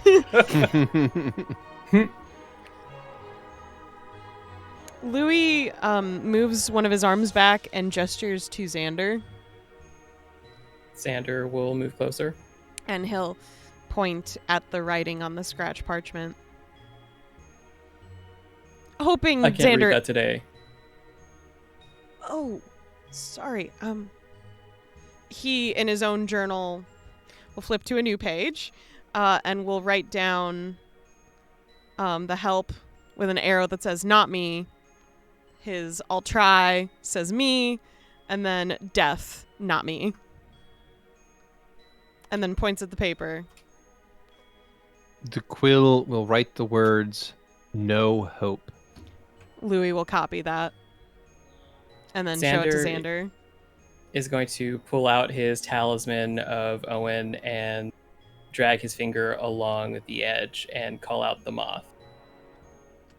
The moth appears out of the amulet, looks around the room, flutters a bit, and lands on the top of your head. The quill falls silent, by the way. Zu'lin's We'll going to take reach care of over this. and grab that recipe book. The Protean one? Yeah. Louie gestures. Can you read that? Zu'lin will nod. Louie looks genuinely impressed. You think that an alchemist wouldn't know the language of a knowledge mecca? Yeah, you see that, and then you see like a little bit of concern cross Louie's face for a little bit. And he's just parsing through it. Is it a big book? Mm-hmm. Is that the only recipe in it? No, it is entirely an alchemy recipe book. It has a number of different potions and various things and how to brew them. I'm going to jot a few of those down. Just take the fucking book. Yeah, Oh, I am. you Yeah, you didn't hear Louis- from me. Louie's No, just don't worry, gesturing. I Like, am. Just take it. Good. At that point. And then Louie's gonna point to the door and shrug at everyone again. Xander. By the way, Oh. if anybody in the room wants to make a knowledge, if anyone has martial knowledge of any kind, any background in soldiery or combat, Stavik. Nope. Stavik would have been able to get this one, but it's fine. I got a Um, lot of history? knowledge checks, but I'll take a history then. But I don't have That's any of the those made up closest. ones. Yeah. ooh. You know what? Fuck it. 14. I'll do a reroll on that one. That was 16. Never mind. Fuck it. 12. Yeah, Gotta kill myself. the thing on the table to the north of the room there, the one beside Xander, it's at first looks like a staff or something, but then you realize that it's actually a weapon of some kind, rather than just being like a decorative staff.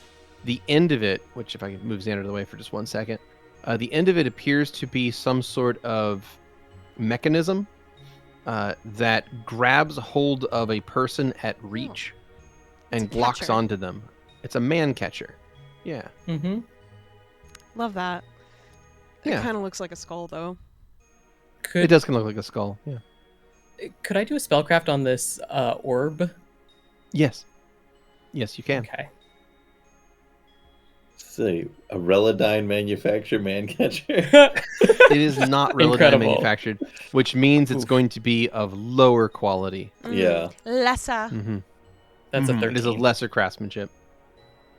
A 13 spellcraft, Xander, you are not able to determine what that is. It appears to be some sort of precious yellow-colored stone encased inside of a glass sphere.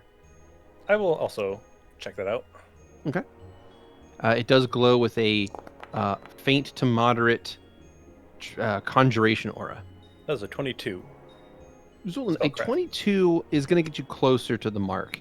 And that is that this appears to be some kind of magic item that is used in the summoning or binding of summons.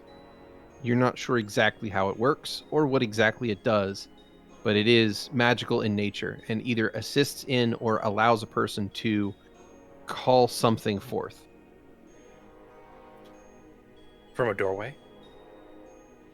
Maybe. Xander is going to look to Louie. Louie will touch And then his look- shoulder to Xander. Do you know what this orb is? Oh. Louie will inspect it. Spellcraft? Yeah, you can spellcraft it. 21? No. He shakes his head no and shrugs. I'd also like to spellcraft on this man catcher. Is that a thing?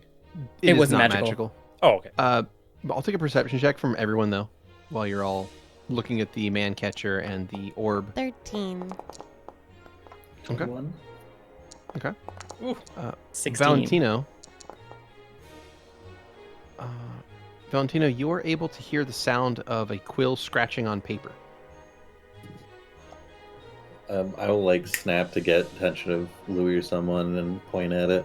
You see him flinch in a specific way when you do that. Kind of just like, okay. And he'll go looking- and look over. Looking back over to the east side of the room, you can see that the quill has stood back up and is writing the same sentence over and over again until it runs out of ink. And then it will continue writing without ink. And then we'll eventually go back, get more ink, and then continue writing from where it left off. And what it's writing is...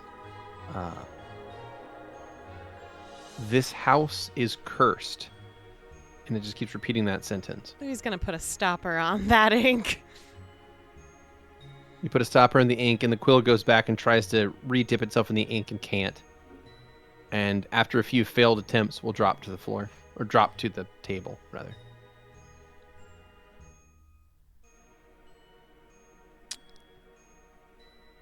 Louie gestures to the other door.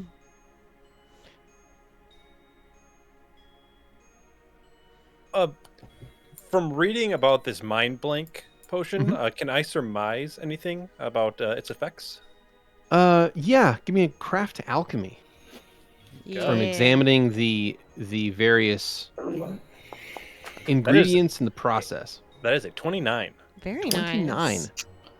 So you are able to read this ingredient list, and you're going to be able to figure from the way it's brewed and the various things that go into it, what likely this would be used to do. And you believe that this, even in very low quantities, even in so much as it being an airborne thing, since you believe this potion would actually have an aromatic quality to it, would, given enough exposure, cause one's memories to become hazy.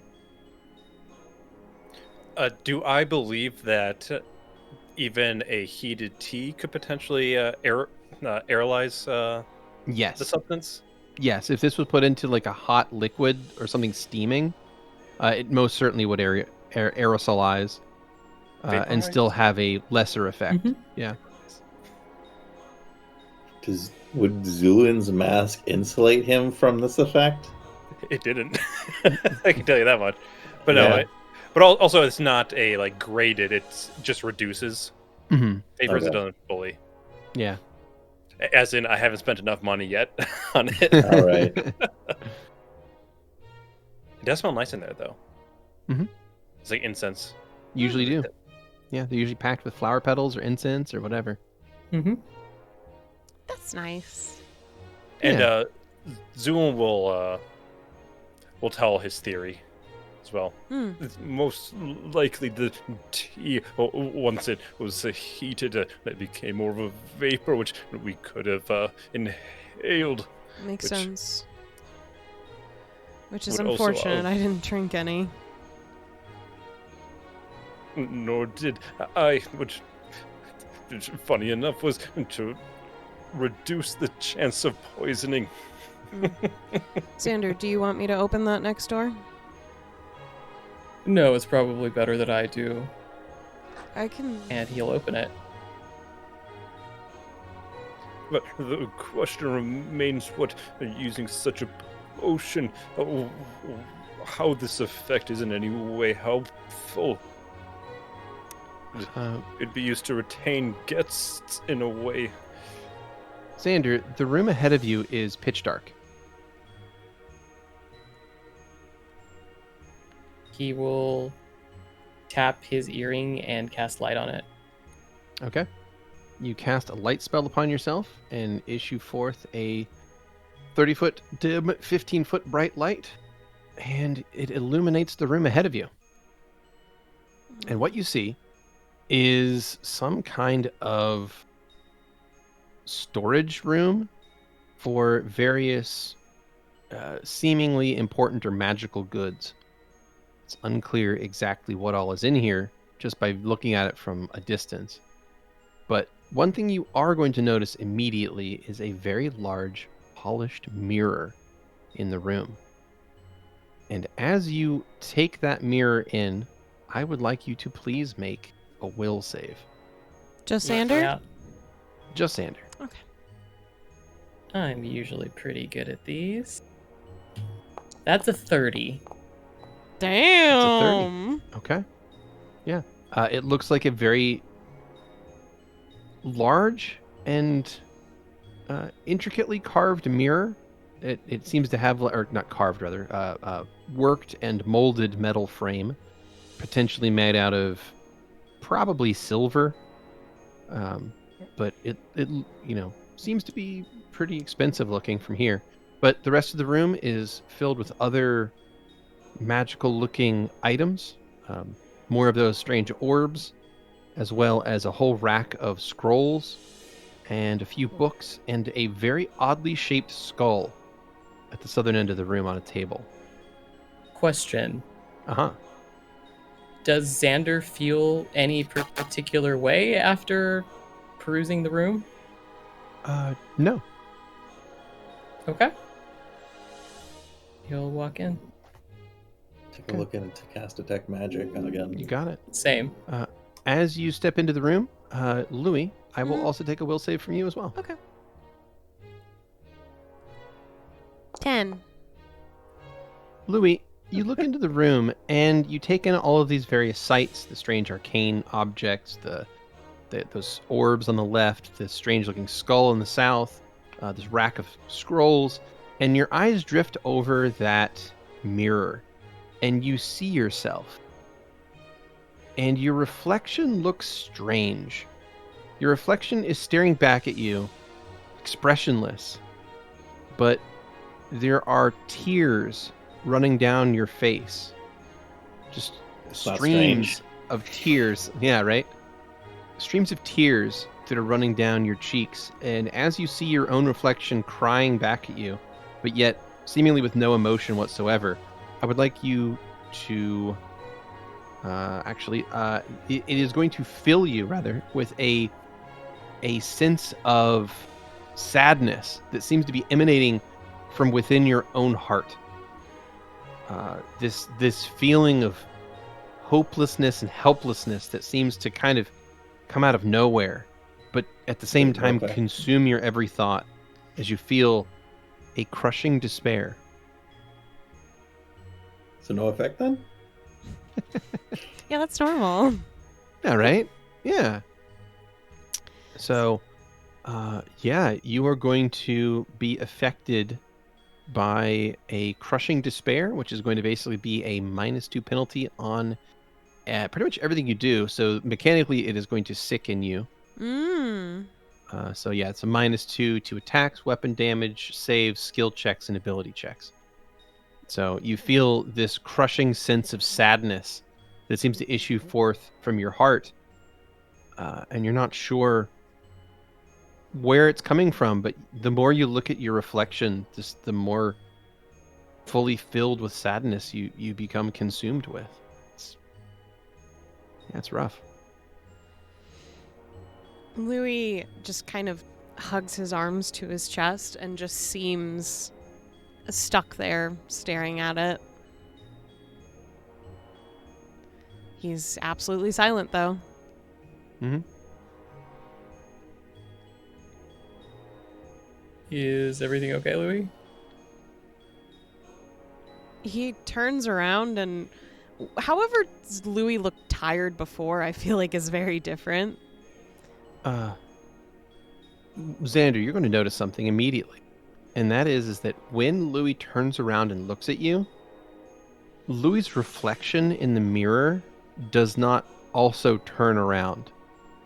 It instead looks to you, and its expression changes from one of just like blank sadness, which was, of course, the expression that's now on Louie's face, to one of almost panic as the Louie inside the mirror begins to slap on an invisible wall as it looks at you, trying to lock eyes and get your attention, as it seems to beg and plead with you. And as it does that, we will take our first break. All right. That's great. Mm-hmm. Can confirm. Also, no one's soul has been stolen by a magic mirror on the wall. No. No. Louis just dead.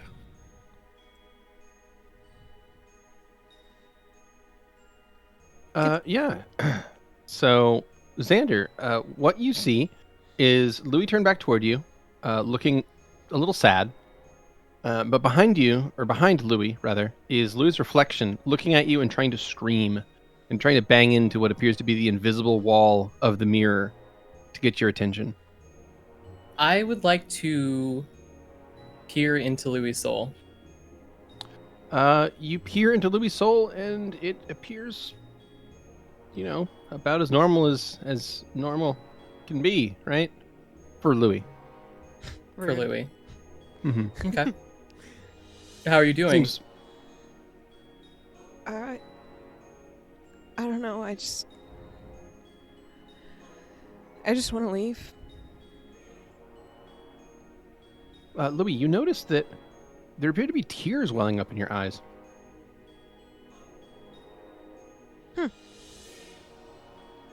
I let them fall down my cheeks then.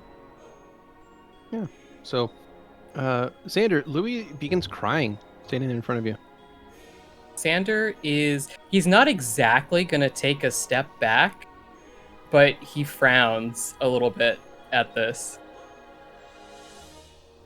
And then he's going to begin incanting the words to a spell as traces of starlight begin to trail along with his finger, and he taps him on the forehead, and I would like to cast protection from evil and see what that does. Louis starts burning. Out of curiosity. That's not unusual. Yeah, right? This was this Thursday? Yeah. Yeah, it's just a Thursday.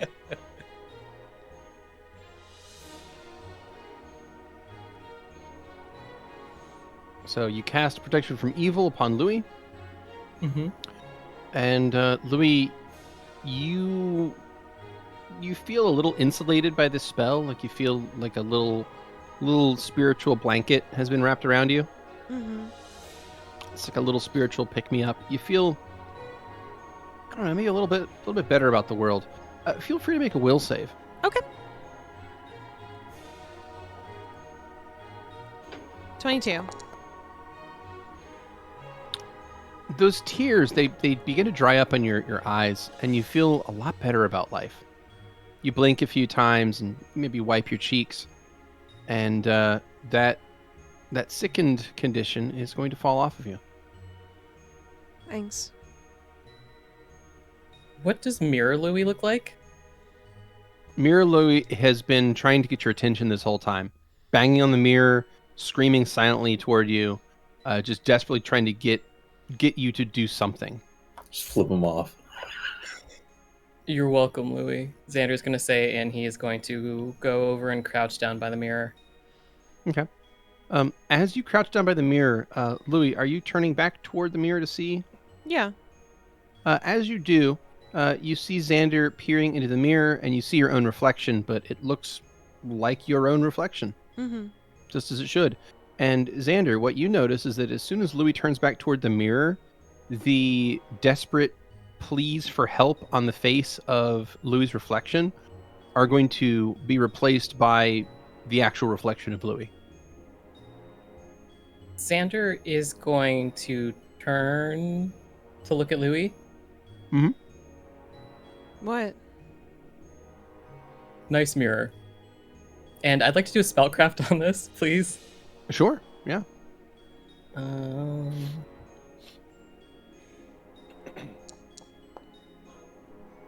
be a 19. You do not... So this is with a detect magic spell as well? Yeah, this is with detect Okay. magic. You're not certain if this mirror is enchanted exactly. There's no magical aura that you can detect within the mirror to any perceivable amount. Okay. Does it feel spiritual in any way? It does. I'll take a knowledge religion if you'd like. Okay. That I can do. And I am going to, as Xander thinks about this, does it feel like something outside of his wheelhouse currently? No, this feels comfortably within your wheelhouse. Okay. Yeah. That is going to be 16 plus 4. That's going to be 20. Okay. You believe with your particular attunements and understandings of the world, you are able to determine that this mirror is not enchanted, but instead this mirror is haunted. Oh, okay. What kind of haunt is on this mirror? Yo, guys, this shit haunted. Yeah. Exactly. Yeah, it appears to have some sort of spiritual resonance or significance and is able to mildly interact with the world around it. Okay. Xander is going to take it and he's going to flip it upside down. You flip the mirror upside down. What you doing? As he flips it upside down, does he notice anything about the reflection change at all? No, I mean the reflection is the reflection of the standard mirror. Okay. It doesn't seem to have changed. I mean, it hasn't really shifted much. Just being, Cool. Just having the frame be upside down. Okay. It doesn't stand so well this way. Louie's That's fine. gonna look over at Valentino.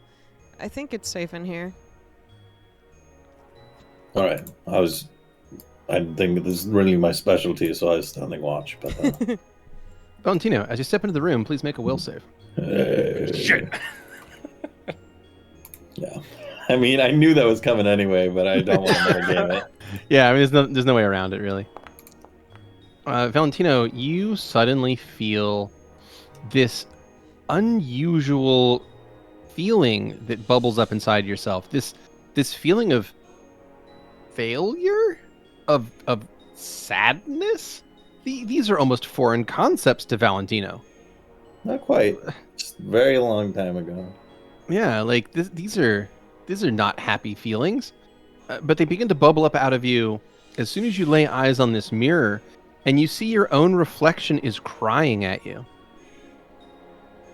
You stop that. I haven't done anything. No, that fucker in the mirror. Question, is this a double-sided mirror? No. Okay, because my intention was to turn it around so it wasn't facing anybody anymore. Yeah. Okay, that would not be turning it upside down. So that would be turning the mirror around. I thought you were putting it on the ground. Yeah, I was putting it on the ground. laying laying it face down first. flat. So you can't see any mirror. Because at it all. looks like it's on the map, like it's laying on the ground, so I wanted to like flip it over, essentially. No, it's leaning against the wall here. Oh, okay. Well, I will try and turn it away from people. Okay, gotcha. So in that case, you turn the mirror to face the wall, and you can now just see the back of the mirror, which is just like a plain kind of grayish finish over where Yes. the mercury is applied. So Still had to have made the check then. I mean, if it was facing the wall the entire time, then yeah, you wouldn't have to make any kind of check. Okay. Yeah, because that was before I walked in. Okay. Just turning it upside down would be a different action. It would be physically turning it upside down, which doesn't really do much other than kind of make it difficult to stand up. Louie's gonna touch Xander's arm, give it a little pat. You all good? Why wouldn't I be? I was just checking. Anyways, we should probably keep looking around here. You guys know what any of this is? Yes, a haunted mirror. It's Ooh. haunted. Is that why he's facing on the ground? Yes, that is why it's facing on the ground. I'm gonna cast I would- detect magic to see if any of this other shit is magical. There is some minor, faint magical auras within the room. Detect haunting. That is a spell. Yeah, could be useful if you had it. I assume that that spells how the fucking Scooby-Doo crew operates. No, because then they'd actually know that it's not a ghost every time. Also, while this is happening, Zu'lin is currently going through this entire alchemy station, seeing what, obviously just fascinated with it. Yeah, it does look like this place hasn't been used in a long time. There is a thick coating of dust over absolutely everything. The ingredients, most of the reagents are far past any usability at this point. And the stuff in here is pretty much just remnants of what would have been an alchemy station that would have seen some fair use a while ago, but now appears to be quite old. Gotcha. Alrighty. I'm gonna look around this room. Never mind, 11. I fucking don't do shit. You look around the room and you find that most of this stuff is quite old. It's covered in dust. Ugh. So you get some dust in your nose and sneeze. But yeah, other than that, there's the only other things that are really truly stands out in this room is there's an oddly shaped skull on the table to the south. I'll look at it. You took a look at it and it does not appear to be human or human adjacent. The proportions are odd. It's elongated and has two sweeping horns coming up off of it. I'll take a knowledge planes. Okay. It's a plane? 18. The joke is funnier every time. It's a Fokker, yeah. 18. Oh, I'm sorry. You'd have a hand up. You'd know it's a Messerschmitt. Gesundheit. What's a His name is Messerschmitt? my name too. It appears to be the skull of an extraplanar creature, though with an 18 you cannot positively identify it. You would guess it's potentially a devil or demon. Looks like some sort of devil or demon. I'm not really into those kind of researches, so I'm gonna pocket it. all right. Okay. And their desire is the skull of a fiend. It's gonna look over to Valentino. It, like everything else in this room, is covered in a fine layer of dust. I'll blow it off and clean it first, and then pocket it. Got it. Zu'lin will eventually make his way into the room. I do see that there's some potion bottles and stuff. Are any of these labeled? None of them are labeled. They all are, however, coagulated to the point of uselessness. Okay. They bear only faint traces of magical auras. These scrolls in the corner? Mhm. I'll open up a few of them. Sure. They seem to be notes and musings and scribblings of someone by the name of Hattie, who, of course, is the lady you've met earlier. And they are mostly seem to be like research notes, potentially. It's all written in shorthand, so the meanings are somewhat lost, but they appear to be like research notes about chemical processes, and they're trying to reduce something down to its component parts. It's not clear what this is referring to, but there also doesn't seem to be much sense of organization to these notes either. Mm-hmm. So they're largely gibberish. Well, we can certainly point a trail to Hattie and these experiments, although in how much I cannot say. I mean, that seemed kind of obvious to me. Well, there was, of course, the potential that she was a victim as well. I hadn't considered that. Meow. Look over at Bastion. Hey. Sebastian, make the noise that the cat make the noise. Well, it wasn't me, it was the cat. He says, like, indicating toward Mr. Whiskers. Do I find any other interesting objects in here? Any smaller? There's a few more of those orbs, but the ones in here seem much duller in color, and the precious stones inside the spheres look like they're cracked, or fractured even, like smashed apart, but still somehow suspended inside the glass sphere. Is it possible to do spellcrafts on these? Yes. Okay. That's a 25. I'll give you one for the set. A 25. These appear to be elemental orbs. It looks like each one was attuned to a specific element and could be used to summon an elemental, or at least an elemental spirit, to do some sort of work for the caster. Would I happen to know what elements the broken ones and the other one would be attuned to?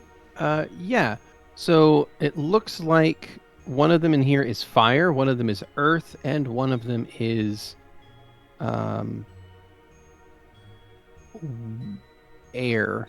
But yeah, looks like it. It's difficult to tell.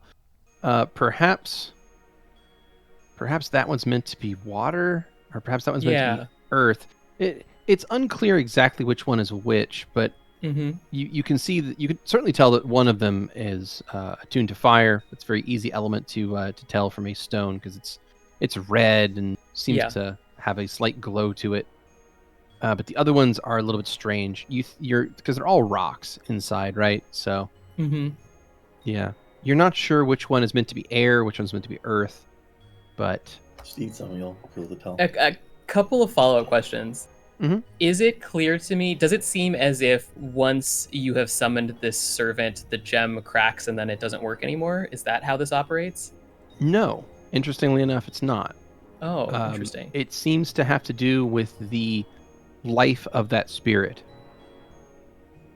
So if that spirit is ever destroyed in any way, then that would, because these appear to be linked to specific spirits.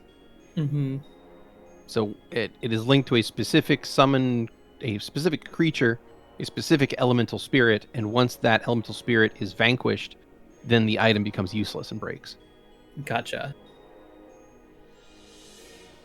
Xander will fill this in, fill the party in, saying, Cool. these orbs are tied to elemental spirits. It seems that one of them is still alive, but the other three have been destroyed. Want to keep The one? orbs the other way around. Well, they're tied to specific spirits. Would I know if owning the orb makes you the master, or if once you cast it, you are tied to it. It's unclear. Yes. Let's do that. Based on this description, would I be able to ascertain whether or not destroying these would destroy the spirit? Make me a knowledge planes or spellcraft. You got it. Ooh, I'm gonna spend a hero point on that one. Okay. And we'll use 17. You're not entirely sure. Okay. You don't think it would. You don't know. You don't think it would kill the spirit, but you're not certain enough to say that without a small amount of doubt. Okay. I will ponder the orb and then pocket it. Okay. Should What I will we do is add into the party loot.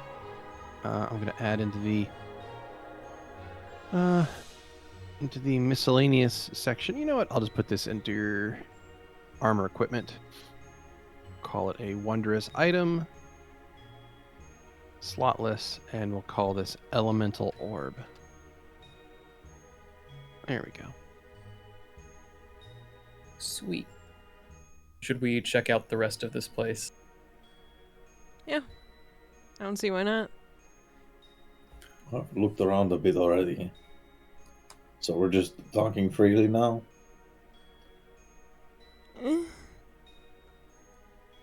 It doesn't really matter all that much. If we've been Alright. seen, then we've been seen. Well, I've checked out the other room already. And I left the door unlocked because I figured that you guys might have a little more to glean from it. Also, because there's some stairs going up, and there's probably some nasty shit up there. And I mean, I don't know about you. Getting a little tired of Stavik kind of going and dealing with the nasty shit himself and then bringing it back. So I figured I'd bring us to it. Speaking of Stavik, shouldn't we go and get him? He was on the first floor. Was he? Sure. And he went down to like check on stuff, and he never came back. Shit, he might have already gone somewhere without us. Then Yeah, he's got into probably- trouble. Guiding souls as we speak. Right. Okay. You mean like he's like fucking? Mm, Shit, man. Well, let's I think get he'll be going. fine. Zu'lin is also currently writing something on a torn piece of paper, Okay, and it's going to put it in his pocket just in case. you got it.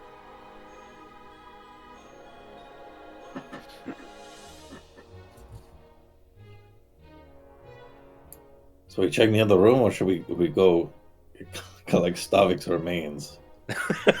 Valentino didn't laugh. I just am having a hard time saying. Well, I suppose it would be better if we were all together, purely for the numbers. Mm-hmm. Zu'lin will start moving downstairs quickly. Yeah. All right. Well, in that case, I will move the party down to the lower level. One moment.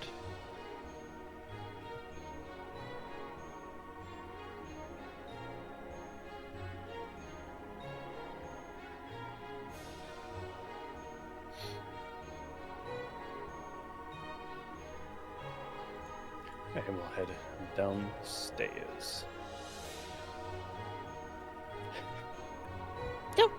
We'll head to the first floor then.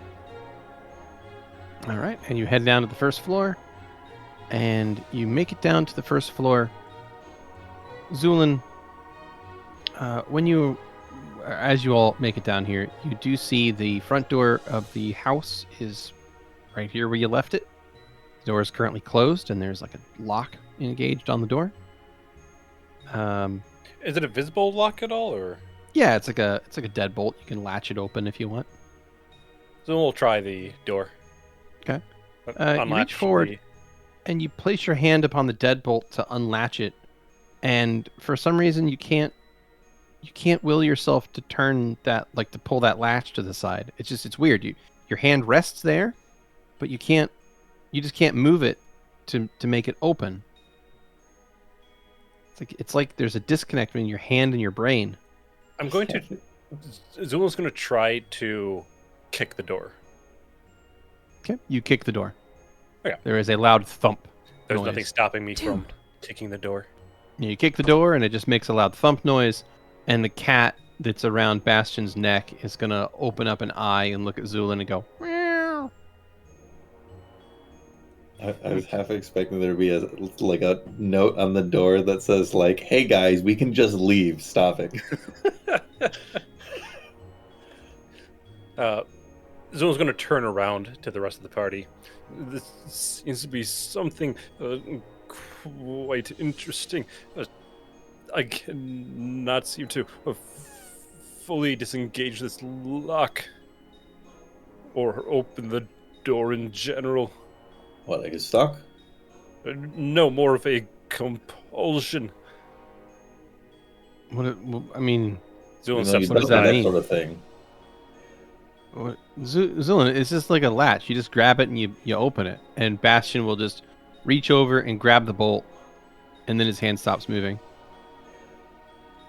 and then you just open the deadbolt, and then he lets go of it, and then he grabs it again, and you just open it, and then he lets go of it again. Oh, that's weird. I don't like that at all. How's that Someone else do that.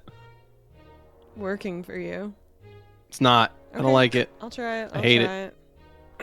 Yeah. Louie goes to open it.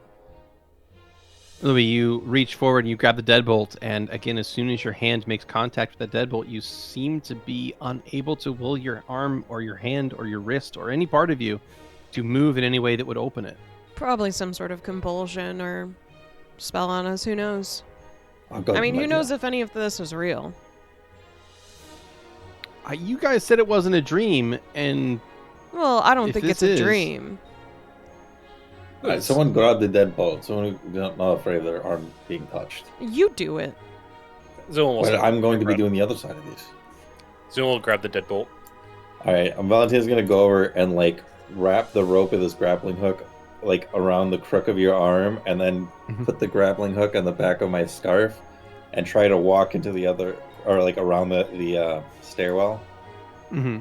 So that Zu'lin's it will, like, arm, pull his arm. Zu'lin's arm bends in a strange way, and he'll stop holding onto the deadbolt, and he like,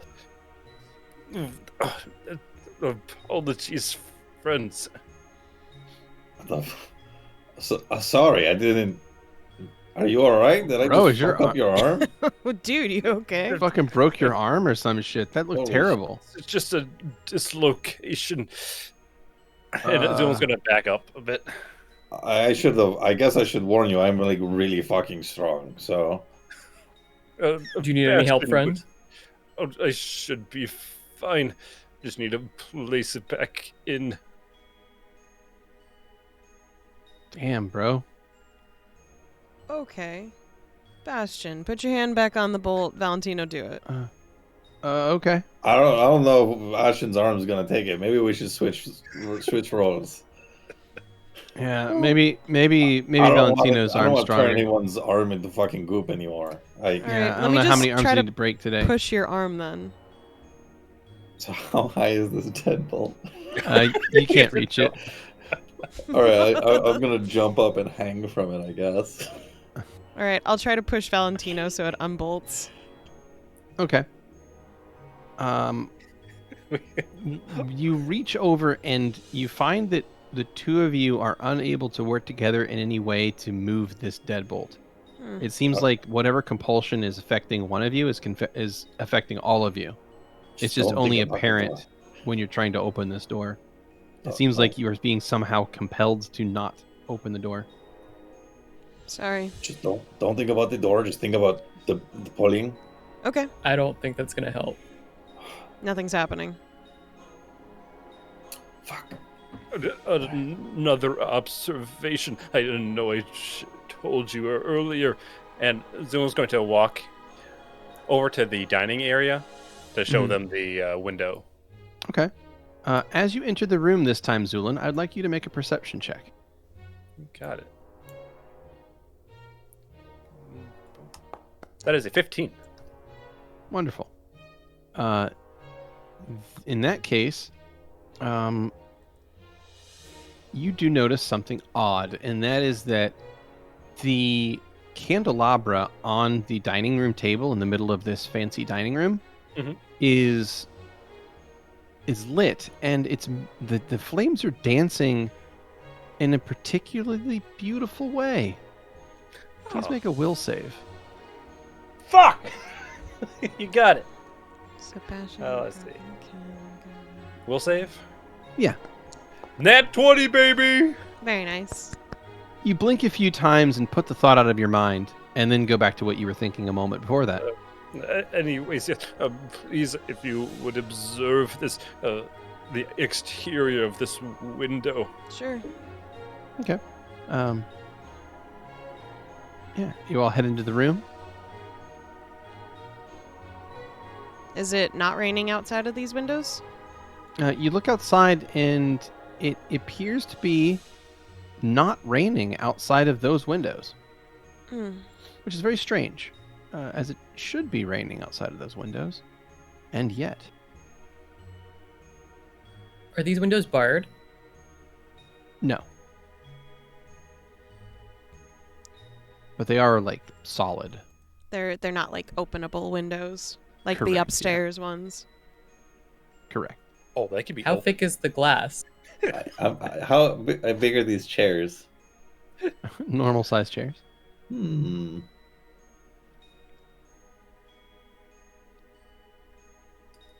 I hate playing like impulsive characters. I feel like I gotta go through with this. Why not? Do it. All right, I'm gonna grab a chair. There we go. No, it should actually not be raining outside those windows in particular.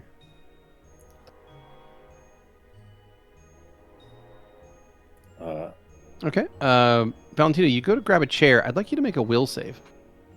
Okay. What we got here? As you go to grab the chair, your Uh, eyes drift over and you look at the candelabra on the dining room table. And the flames seem to dance in a particular way that is completely enthralling to you. It's beautiful. It's in fact one of the most beautiful things you've ever seen. These flames seem to dance with one another on the candles that they are lit upon. And you feel the strangest desire to get close to these candles, to be near them. Oh, fuck yes. Climb up on the table. Yeah, Dance, little candles, dance. Fuck Yeah, yeah, you- candles. Shit rules. yeah. Valentino, you climb up on the table, completely forgetting what you were doing a moment before, as you are now just fully enraptured by the dance of these flames. And Dance with them. yeah, Zu'lin, Bastion, and sorry, just those two so far have already passed their saves for this. So, Zu'lin, to you and also to Bastion, these flames look like normal candlelight. You're not really sure what's so special about them. I'm like, dude, check it out. Louie and Xander, as you look over to check out what the heck Valentina's talking about, I'd like you both to make will saves. 15. That's a 28. Xander, these are totally normal flames. You have no idea what Valentino's talking about. Louie, this is maybe the most beautiful thing you've ever seen in your life. They're dancing around each other, and it's like the most skilled dancers at a ball you've ever seen as they weave and spin in perfect harmony with each other. It's like you're seeing the beating heart of creation itself in front of you. Dude, don't It's these art. candles fucking rule. Sander is going to raise his hand and then make a circling gesture, and I would like to put out the beating heart of creation. You make a gust of wind. You gonna kill Valentino? I'm just going to conjure water like an entire Bucket. bucket full. just Mhm. right over Valentino and the candle. You got it. Not with everyone You're- around. Come on, man. You He has that effect. you conjure water and you put out the lights of the candle, and as you do that, Louie and Valentino, the two of you suddenly snap back to reality, and you have no idea what you were doing a moment ago. What? Holy shit. I get up on the table. You're All right. welcome. Anyway, For where was what? I? So I have surmised so far that there are several, perhaps cursed, spiritually haunted locations or nexuses within this house, and this is the Like, second the whole time. fucking house. Meow. This is the second time people have been drawn to them, enraptured. Do we think the raining windows are real or the not raining windows? I mean, that storm felt pretty real when we were in it. Bastion? Yeah, but I'm just like a little bit. What's that, bro? It's just your cat's so much more chatty. Oh, you think Mr. Whiskers is being chatty? He'll reach over and he'll grab the cat from around his neck and hold him up and go, "Are you being chatty?" "Yes, you are." It's kind of like doing that thing where the cat's just arms are just out straight and he's just kind of like flopping it around. He holds the cat up to Louie. Louie will take it and cradle it in his arms. Well, I was just want. Oh, am I not okay. allowed to hold the cat now? Well, I was just gonna put the cat in your face so you could like pet it or something. I don't think you were gonna take it from me. It's okay. I've had Mr. Whiskers this whole time, so you can keep him for now. Okay. Notably, this is not a cat. So Bastion just looks at Xander. What does that mean? Like I said, the soul is strange. I don't know if it is some form of familiar or someone that once was not a cat, but currently looks like one. But it's Baby. abnormal. Bastion Meaning looks back at the cat. I don't really know much about magic, so like I'm gonna hope you're wrong. Because it'd be really awkward if I just like was cuddling with just some dude. I don't want to hold this cat anymore. Xander's gonna reach out and he's gonna take the cat. Thank you. The cat just is flopped there in your hand. Well, would anyone like to have the honors of trying to break one of these windows? Oh, yeah, let me try. Louie, you'll pick up a chair All right. I already Okay. got my hands on a chair. Okay. and throw it. So the two of you pick up chairs, all right? What roll to throw? Chair. What roll to throw chair? That Yes. would be melee attack. Or if you're going to hit something with a chair. If you're going to throw the chair, ranged attack. Okay. You. This is an improvised attack, so they are going to take a -4 to this roll. Okay, 21. But it's also against a stationary target, so it's a super easy roll to make. Nice. 22 after adjustment. Wonderful. Okay. So that is a 21 and a 22. So great rolls from both of you. And you smash these windows with great effectiveness. Do we know? They smash? Yeah. Let me smash. You make a ton of noise. You smash the windows open. We solved your All right, puzzle. let's go. Louie About is... smarted you, Beardy, with You violence. You hear floorboards above you creaking. Louie's going to use the legs of the chair to, like, clean out the edges of the glass so that we can get I'm through gonna safely. try and just leap through, do little somersaults to not touch any of the sides. Yeah. Zuno's going to load something into his crossbow. Okay. Valentino, so who's jumping out first? That would be Val. Okay, I guess Valentino, go ahead. and make an acrobatics to sail out of the window. It's a 37. A 37. So Valentino, do you want to describe the kind of leap you make? You know how Sonic the Hedgehog, when he jumps, becomes a perfect sphere? So you spin dash out I'm the aware. window. I'm aware of that. Yeah. Yeah. It does Okay. the noise and everything. Like, you can just hear the it's like sphere out the window, and then just kind of like all like jumping jack's position on the other side if I can. All right, Valentino, you jump out of the window, forming your body into a perfect sphere somehow as you go.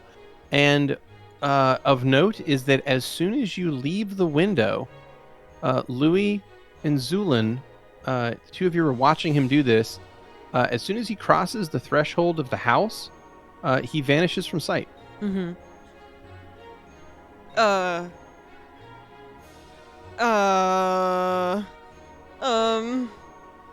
Is there a pop noise that goes Val, with are you still there? There's no response. Nope. Shit. it? Shit. The creaking from upstairs continues as from down the stairs steps the old woman who is currently holding like a candlestick in her hands with a lit candle on it to give herself some light. She blinks a few times. Hi, is everyone down here? No. No. Oh, I heard the sound of glass breaking. She's like wearing like night clothes. I'm so sorry to disturb you. That must have been very, very startling for you. I'm Yeah. afraid someone dropped some glass. I Oh. wanted milk before bed. I'm so sorry. I'm afraid I'm fresh out of milk, Yeah. I think. I've got a bad hand and I just grabbed it. It's not really a big deal about the milk anyway, so I'm sorry. Oh. She looks like confused about all of this. Do you need something to drink before you go to Oh, bed? s- Perhaps I could brew you some tea? Oh, no, dear. Don't trouble yourself. I'm just glad that everyone's safe. I had the biggest scare there for a moment. No, we're great. Well, do get some rest. It's a big day tomorrow, after all. Oh, what do you mean? She stops about halfway up the steps. Well, you were all on your way to Pinterest, right? Yeah, we were. Well, it's a lot of traveling, a lot of moving along. That's a big day, of course. I haven't traveled in many years. Yeah. So you'll need your energy and you'll need to rest up. It's very kind of you. And she'll head back up the stairs very slowly. Xander slowly turns to Louie.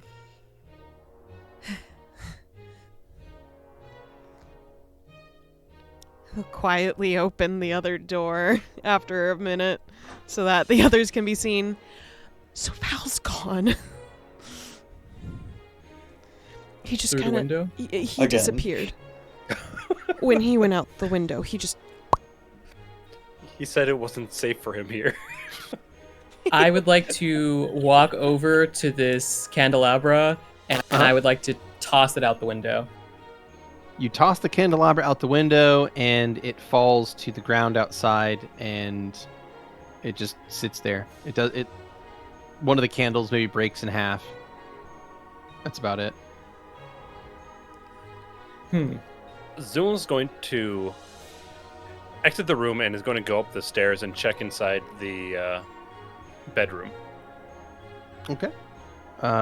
Zu'lin, you head upstairs and you check inside the bedroom. And when you do, you see that the bedroom is quite empty. So yeah, you head upstairs, and you can check that the bedroom's empty, and then head right back downstairs if you'd like. Polo room is also empty. Shit. Xander is going to lift the cat Mhm. and put it outside the window. He's not going to let go. He's going to see how the cat reacts to this, if at all. The cat does not react. It is a floppy cat. Great. I'd like to just very gently lower it down to the ground outside. You very gently lower it down to the ground outside, and you can't quite reach the ground from where you're at. You can like reach the top of like these rose bushes. Sure, I'll let it down Oh. on the rose bushes. So you let it down on the rose bushes, and it kind of like tries to stabilize itself, but it slips through the rose bushes and comes to a thump on the ground. Now, unseen underneath this rose bush.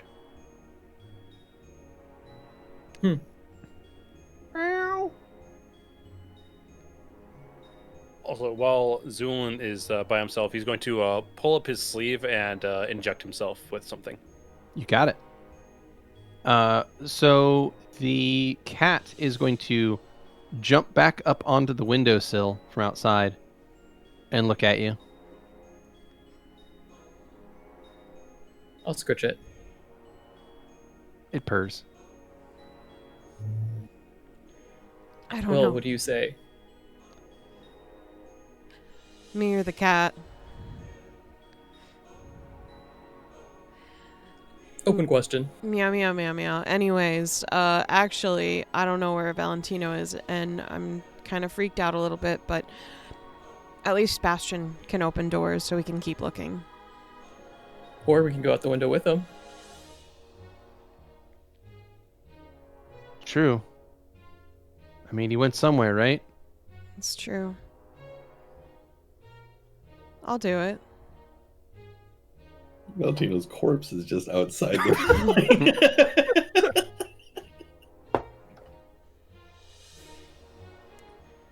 Give me a boost, Bastion. Tell you what, I'll go first, and then I'll help you out, okay? Okay, sounds good. You're gonna disappear, but Bastion climbs up onto the windowsill, and then we'll offer a hand down to you. Louie will take it. All right. Pulls you up into the windowsill with him, and then like you both turn around and look outside. Say, okay, on the count of 3, all right? Okay. All right, 1, and then when he gets to 2, he's gonna jump. Wait, And you didn't as say we soon as counted he- it. As soon as he jumps at 2, he vanishes from sight. 2. And you do the same. He looks back at Xander, nods, and then we'll jump out. All right, you jump out as well, and as soon as you leave the windowsill, you also vanish from sight, leaving Xander alone in that chamber.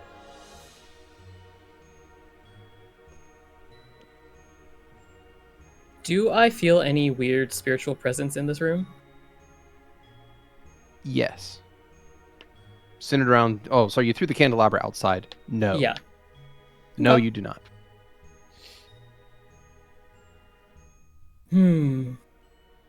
Well, I hope this is amusing to you at least. He's going to say to nobody in particular. And then he is going to pick up the cat, climb onto the sill, look back, and say, Poor Zu'lin. I can't wait. Zu'lin! Damn it! Keni! I'm You sorry. fucked it up! I'm sorry. I was really excited. I didn't know he would do that.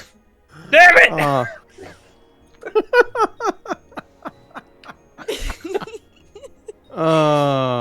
I'm sorry. Zu'lin will walk downstairs. My bad. So when you walk downstairs and you see Xander standing up in the windowsill holding a cat. The window is busted out. Friend. Yes.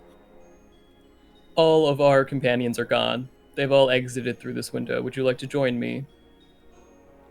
That seems like a highly horrible idea. Why is that? Well, they did vanish, did they not? That is true, though there are only 2 of us that remain, so if they're gone, do you have confidence in your ability to deal with whatever it is going on here? No, there is a alchemy station here. Someone's like, I'm just gonna live here. But I do see your point. I think I may be the only one that can currently deal with the haunted aspect, but if there are only 2 of us and people get easily enraptured by the curse or whatever it is that resides here, it seems a risky proposition either way.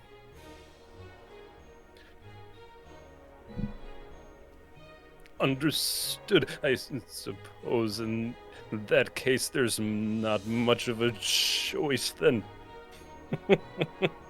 Now, is there friend? No, I suppose not. Zu'lin will walk up to the window and will climb through. Okay. You climb through with Xander, and both of you depart the house. Yes. Yes. All right. As the 2 of you depart the house, everything goes to black. And at that, all of you have now left the house, to one way or another. And something is going to happen. So what was a maelstrom like? I need everyone here to make me a will save. Okay. Don't you mean it won't save? Oh! Oh, that's only 23. Nat 20. That is another nat 20. Woo! God damn. I think I'm gonna use a hero point on this one. Only got. That'll be my last one though.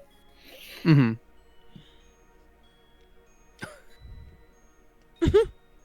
Seems like a real bad time to fail. Or a really great time to fail. Yeah, you never know, I mean, everyone honestly. else passed, so I might be fine. But also, if it's like, oh, Valentino's the only one who's dead, you know, fuck it. All right, I'm gonna roll with it. Let's see what happens. All right. Okay, so you are dead. So, Yeah. Valentino, your character's dead. Okay. Wait, Valentino had a character? Grem, Yes. you're gone. Oh no! Shadow realmed. So you guys make your way through darkness for a moment. Everything is pitch dark. There's no sound. There's no touch. Your senses are gone as you sort of just blindly grasp for anything for a moment. And then the world seems to kind of put itself back together ever so slowly. Zu'lin, Xander, and Louie, the 3 of you feel fuzzy. Your minds are a little bit swished around, but you come to and you are running. You are running through this across this pathway. There's woods all around you, and you're running up this stone-lined paved path toward a light in the darkness. And as you rush up, you see this manor house in front of you. And Louie, Xander, and Zu'lin, as well as Bastion, the 4 of you find yourselves in a horrible storm. And your camp has just been flattened by this storm. It's unclear where the storm came from, but you think that there was maybe a dragon involved. Again, your memory is all a little bit fuzzy, like you just maybe took a blow to the head or something. But this house seems to offer some kind of refuge from the storm, and is probably your best hope to, at least not get drowned by the rain. And Louie, you are in the lead there, so you're making your way up the stairs. I once read a book about witches and stuff, You don't have to worry about witches, Louie. Okay. That's good. He'll knock on the door. You knock on the door, and but a few seconds later, you hear the door unlatch and open, and standing before you is a kindly old woman. Hi. Oh, you're all soaked to the bone. Come in, come in. Thank you. Get out of that nasty old storm. We've got a lot of people, if you don't mind. Oh, please, the more the merrier. It's just me after all. It's such a big house for no other people living here with me. I mean, aside from my cat, of course. Now, I think your friend is here too. He arrived just a few minutes before you did. Said there was a terrible storm and something in it. Gave him an awful fright. Hey, Valentino. I'm glad you're okay. You turn and you see Valentino inside the room. Valentino, you're sitting on the chair, and you just arrived here a little bit ago. You were headed toward this light that looked like it was a safe refuge from the storm. And when you arrived here, this nice old lady let you in the house, and you felt that, getting here was probably the safest thing you could do for your group. But suddenly, here they are walking into the room with you. But, that's neither here nor there, I suppose, because you have a sense of safety here. I think he's a toad or a frog. She It said appears it's to a be- frog, but he definitely looks like a toad.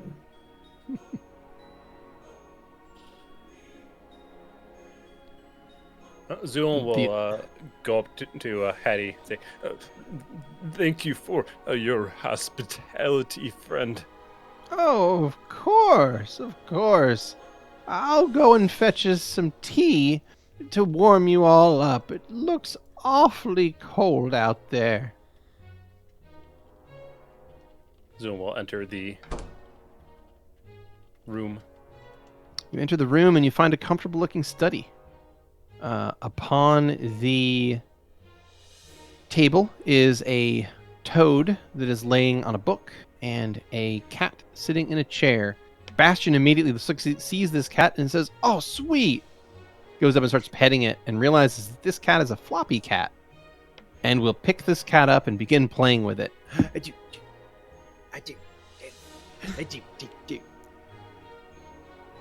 As he sits down in the chair and starts playing with this cat. I like cats too. I never owned one, but I always wanted to. Oh, well, here. And Bastion will hand you the cat. Give this guy a try. Louie will cradle it like a baby. We had It looks at you and purrs. we had a bull mastiff. I never liked that dog though. He's just rocking the cat back and forth, and then we'll hand it back to Bastion after a little bit. See, what was Zu'lin up to? Apologies. Oh, Zu'lin just went into the study area, Oh, and is just perusing the books. The cookbooks. gotcha. They appear to be cookbooks, recipe books of some kind.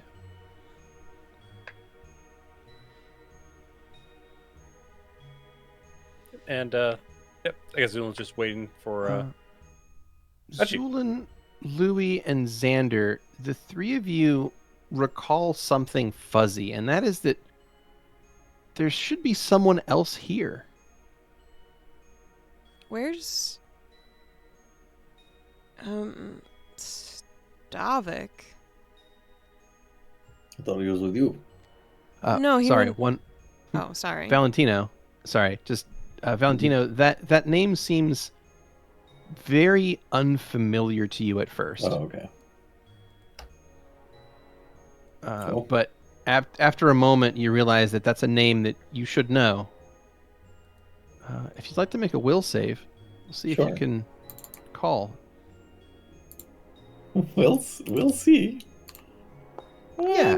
Hey! It takes a bit of effort, Valentino, but you manage to pull on some threads in your mind, and it comes unraveled, and you remember, oh, that weird skeleton guy.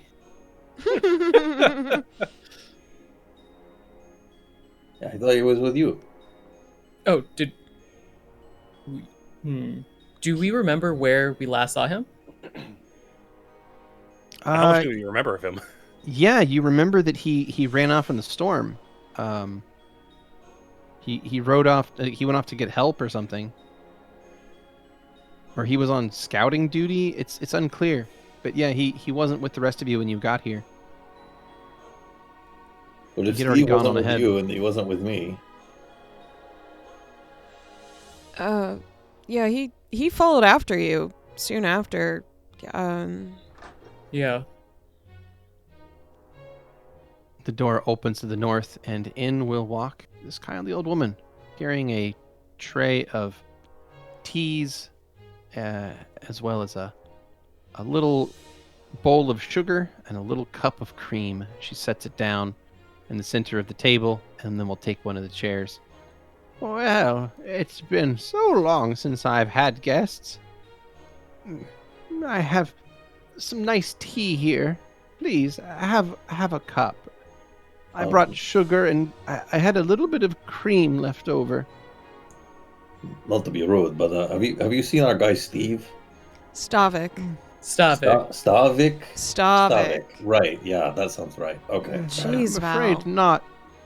It is awfully bad storms outside, so That's why I'm worried. maybe he had gotten lost out there.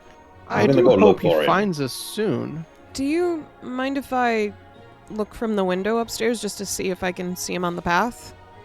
Oh, sure, dear. I can take you there. Thank you. And she gets up from the chair. It's right up this way. There's Okay. guest rooms for everyone if you need to stay the night. It is Oh, awfully thank you. late after all. It's very sweet And- of you. Louie, you'll be led upstairs. Hattie will take you up to the guest chambers. And from there, you can peer out the window and see pretty much nothing but flashes of light from the lightning every so often. Mm-hmm. But there's no sign of Stavik. Xander is going to kneel down in front of Valentino, and I'd like to put my hand on his forehead and do a heal check. Okay. You can do so. That is self +2 modifier. It's a 21. Okay. Valentino seems to be in good health. No visible injuries, no wounds. That's what Nothing I was of the me, sort. alright? Sorry. But yeah, Valentino, Xander appears to be examining you physically to make sure you're okay, but you feel fine. Stavik, I remember. It was just a slip of the tongue thing. All No, right. there's something not quite right. And Zu'lin is tensing his hand. Mhm. I'm going to ask you a question real quick. Yeah, of course. Beardy. He's still floppy. They break it that bad. Oh, let's just say that. Is my hand still floppy? Your hand is not. I'm going to peel off a bit of my sleeve. It's just white skin, I assume, beneath. Mm-hmm. Yeah. All seems normal. I don't think looking through a window is gonna be enough. I'm gonna go looking for Stavik. I can handle a little bit of rain. While Louie is upstairs, he's gonna pull out his journal, just instinctively, just to write down the events so far. Mm-hmm. Make a perception check as you do so. Okay. As a player question, are my writings from before in the journal? No. Okay. You open your journal up and you see that with that perception check that you just made, which was a 24, Mm-hmm. you can note that a few pages have been removed. As if someone has gone through your things and purloined some pages from your journal. Which is a little upsetting. It's kind of annoying that, like, Bastion or somebody would just, like, rip pages out of your journal without asking you. Mm-hmm. Like, if they need scrap paper, there's better ways to do it than to rip them out of a bound book. Yeah. That's just that's just wasteful. Louie closes Rude. his journal and puts it in his bag. Is Hattie still up there with him? Yeah, Hattie was making sure you were okay. Are you ready to go back with your friends, dear? Do you mind if I just stay up here a little bit just to be a lookout? I'll probably give up in a little bit, but if She gives it's you not a- a burden. She gives you a kindly smile. It's no trouble at all, dear. You just take your time. I'm going to make sure your friends are okay. And she'll turn around and head back down the stairs. Louie's gonna open his journal and start to write in it. Mm-hmm. Pause. And just look over at the skull in the guest room. It's interesting. The skull in the guest room, it looks like a human skull, except it appears to be made out of like black onyx.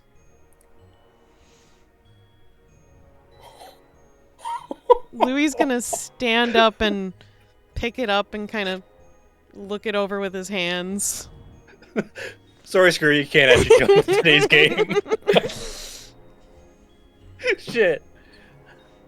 Unless it just starts going, yeah. It's oddly warm to the touch. If you picked it up? Yeah. Yeah. It's oddly warm to the touch. And it seems somehow vaguely familiar to you, but you can't quite place it.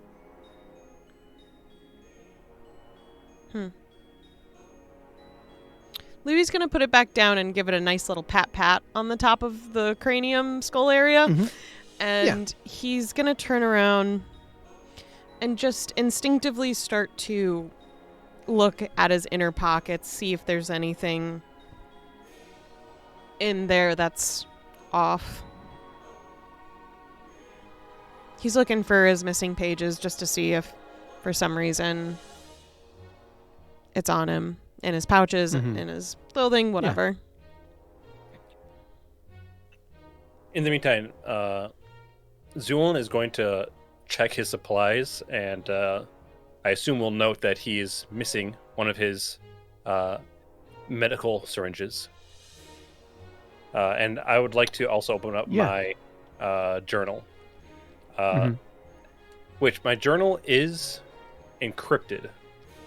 Does it still have my notes about the potion? No. There appears to be pages ripped out of your notes. Motherfucker. Okay.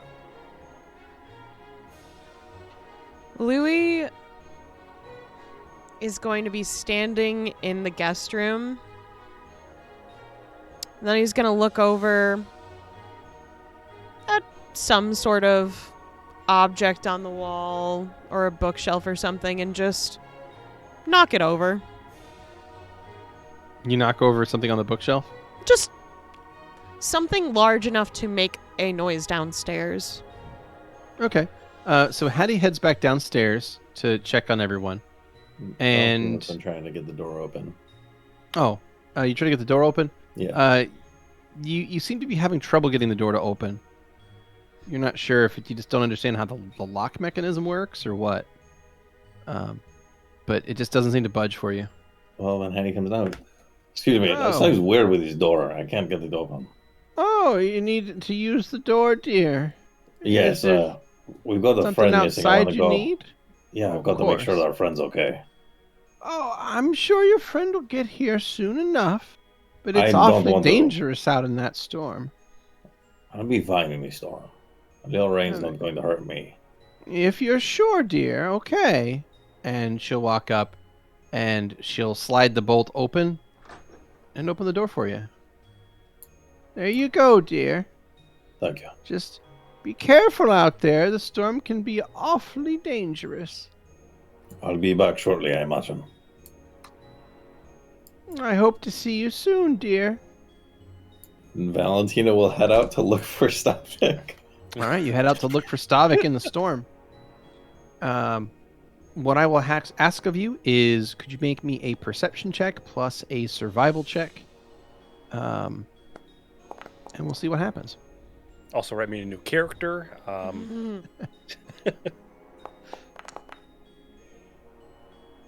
Ooh, nice. Alrighty. What you get? Muted. I'm sorry, 22 and a 17. 22 and a 17. Okay, 22 perception, 17 survival. You make your way through the woods around this manor house, looking for any trace or track of one Bone Boy. And as you do, you are not able to locate any trace of him in the nearby vicinity. So it's possible he went in a completely opposite direction. What you do note, though, is that it is absolutely pouring out here. The wind is gusting to the point where like branches and entire like boughs of trees are like cracking off and falling to the ground. It is, to Hattie's credit, it is rather dangerous out here. There's flashes of lightning and, you know, again, gusts of wind that are strong enough to kind of push you around a little bit with your extra small size. And yeah, it just seemingly is a nasty place to be in. Is there still And- the shadowy dragon figure in the clouds? You can't see the canopy of the forest is too thick. All right. What's the range on message? I think long, so it's like 100 feet plus 40 per level. Gonna like. Let me Yep. Plus 10 per level. plus 10 per level. Sorry, 100 per plus level. 10 per level. So 150 Medium feet. range. So I'm gonna stick a finger out and like spin around like a fucking radar, casting messages. Stavik! You send a Stavik message in every direction to try and reach him, to get him to come to the relative safety of this manor in the woods. You do not receive any replies or anything like of the sort, but you at least did your best to send out those messages. But you are at this point now soaked to the bone and beginning to feel a little bit frigid from all of the cold rain. Louie eventually will make his way downstairs stomping, Mm-hmm. and he'll run right up to Hattie. If I can get She's off of standing by here. the door. Let me out. What? What's going on, Let me dear? out now. Well, the storm's outside there, dear. You don't want to go out in that. You just got in here. I don't care.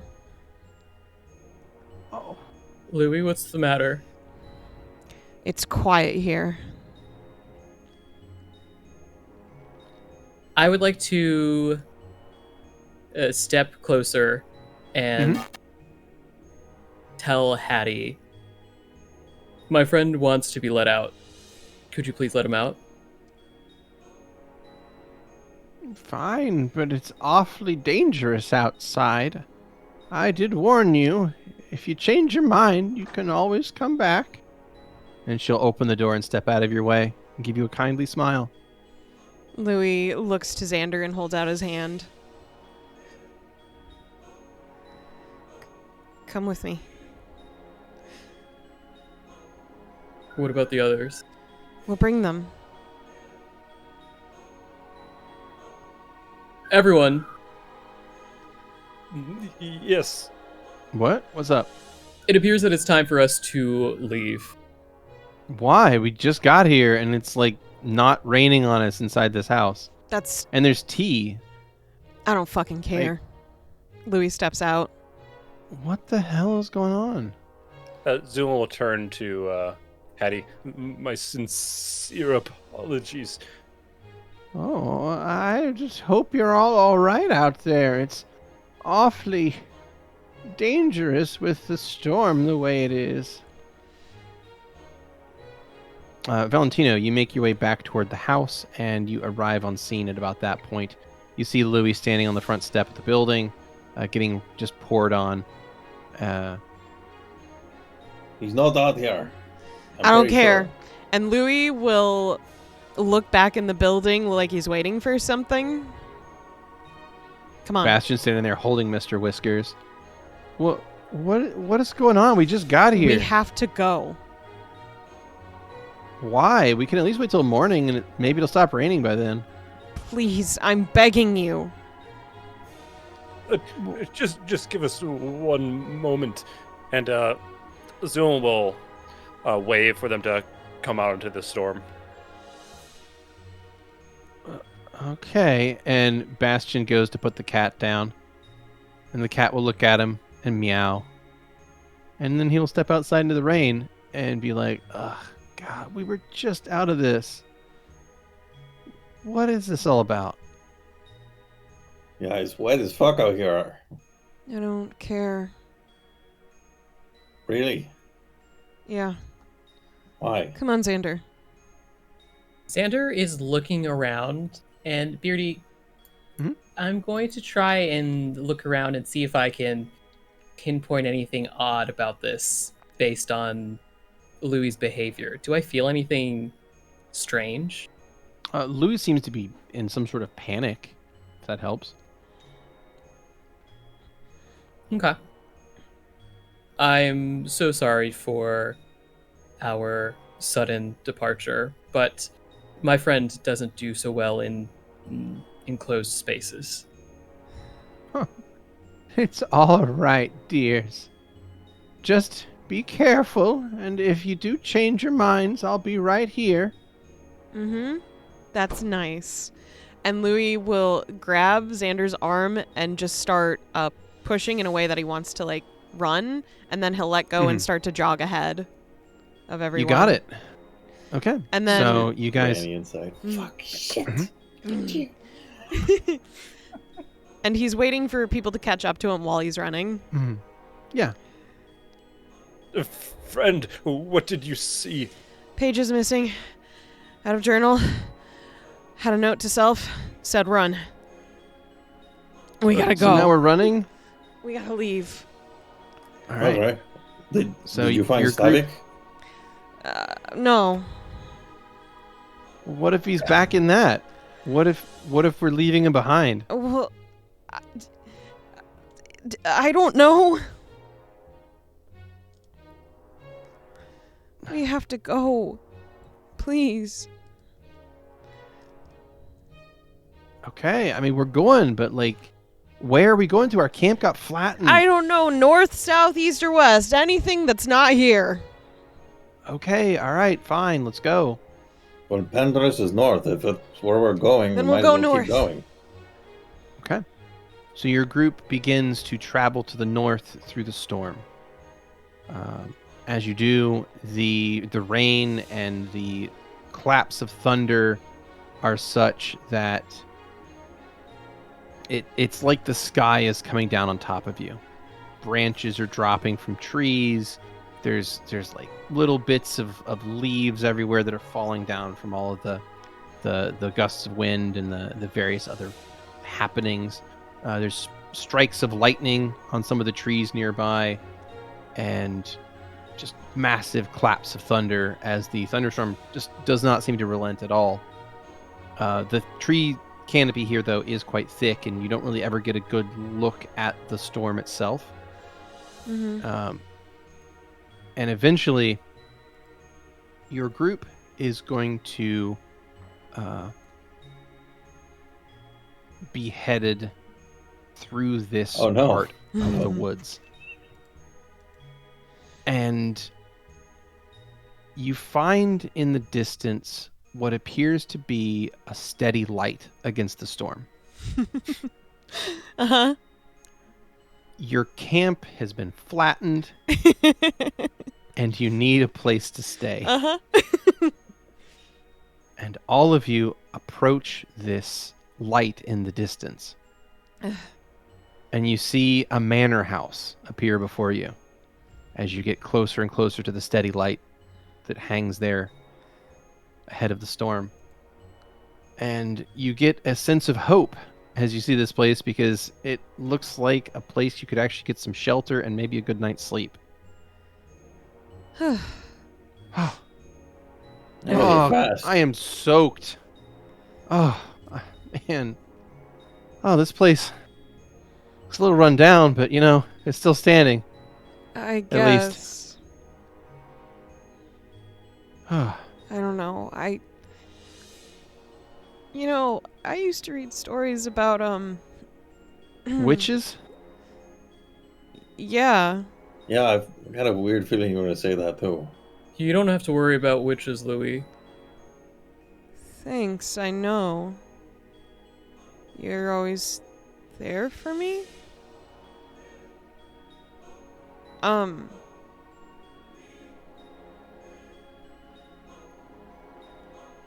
It's kinda quiet here. Good. Gets us out of the rain. Yeah. Louis will knock on, hesitate to knock on the door, look at Xander, and then knock on the door. You knock on the door, and a moment later, you hear a deadbolt open. The door swings wide, and standing before you is a kindly-looking old woman. Oh, well, you're all soaked to the bone. Come inside. Okay, thank you for your frog. Oh, that's just Frog. He's my pet toad. It's funny, you see. Yeah. Welcome. Please come inside. You all look terribly soaked. Please, sit down. I'll get some tea for you all. Greatly appreciated, madam. I'm good. Do you mind if I use the restroom? It's been a while since I've relieved myself. Well, there's a chamber pot in the guest room up the stairs, dear. Yeah. Yes, I suppose there is. It's just to the southern end of the house, so just take a left at the top of the stairs. It's in there. You can't miss it, dear. Xander, can you check the windows up there? I don't think Stavik's here, and I feel like we should be on the lookout for him. Sure, I'll keep my eyes peeled. Thanks. Where is Stavik? I don't know. Wasn't he looking for something or something? You. He came. Well, yeah. He went after you. But you're with us. Wait. No. Then he left alone? This is making Why? my head hard. Yeah. Ugh. Zu'lin starts flexing his hand. And pulls down his sleeve. Pulls it back up. Yeah, it's not great. You okay? Could everyone join me in this room? Sure. Cookbooks. You head into the room, and as Bastion enters, he sees upon the chair there is a cat. He'll rush over to it. Oh, sweet! And he'll pet the thing, and it's just this most floppy cat, and he'll just pick it up and start playing with it. This Oh, is man. potentially not the same day. Always as wanted when a we cat. Started running. Louie checks his journal instinctively after Zu'lin check says your- that.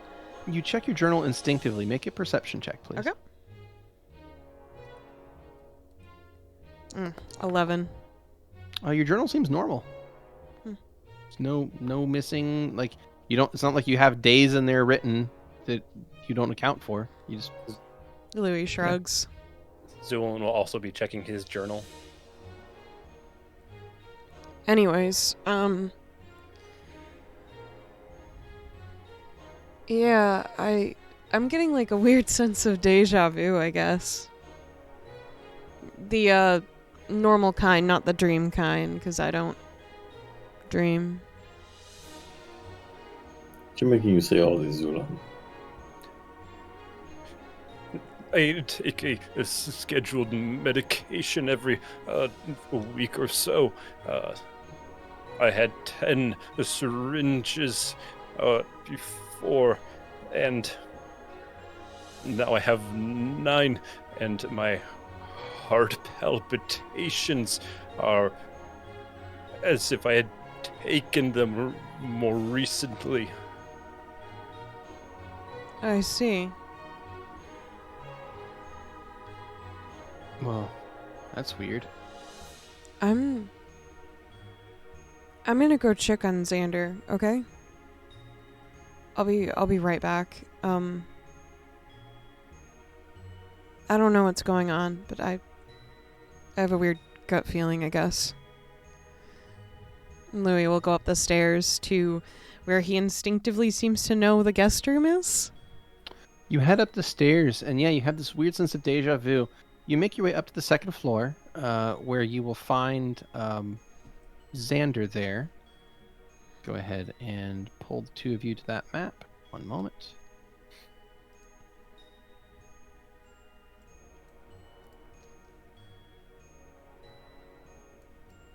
Pull the scene.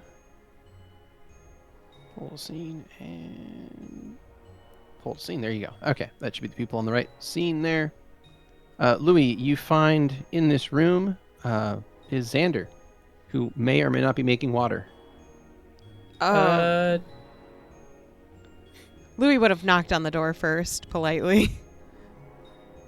Xander would have come in here and he would have used create water, and then he would have taken a look around and looked out the window for Stavik. You look at the window for Stavik. You don't see any hide nor hair of the Bone Boy. I mean, to be fair, he's got neither hide nor hair. Checkmate. Yeah. You know what? You got me in a box. And is there anything about the room that's interesting at all? Yeah, there's an onyx skull. Yeah, it's kind of odd. Like a black onyx skull.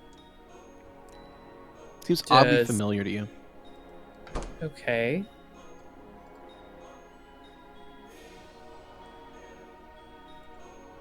Come in, Louie. Oh. Louie was about to knock and then stops. Right. Zu'lin was saying some stuff about how he takes like an injection a specific time and his body's acting a certain way that's not normal for right now. In what sense? Like, how did he describe it? Like he's taken it recently, but that wouldn't make sense, I think, because he had 10 and now he has 9. I'd like to do a spellcraft on this skull as I'm Sure. listening to Louie. Yeah, go ahead. Says I am Stavik. That's a 19. It's interesting. This skull is an odd magic item. It seems to be crafted in such a way that it actually is a casing around like a diamond core that appears to be capable of holding life energy inside of it. Mm-hmm. Like the outside is like a shell to hold in the diamond core that you believe could sustain and hold a life force or soul inside it even. Is there a You soul can feed your moth. inside of it? What's that? Is there a soul or any life force inside of it? No, it appears to be empty. Lunchtime is canceled. Oh. That's quite the decoration. Not quite. You would recognize it as having a similar structure to Stavik. I believe since you examined Stavik's bones. Mm-hmm. Does it seem similar in construction? Do the bones seem like Stavik's? Make a will save. Okay.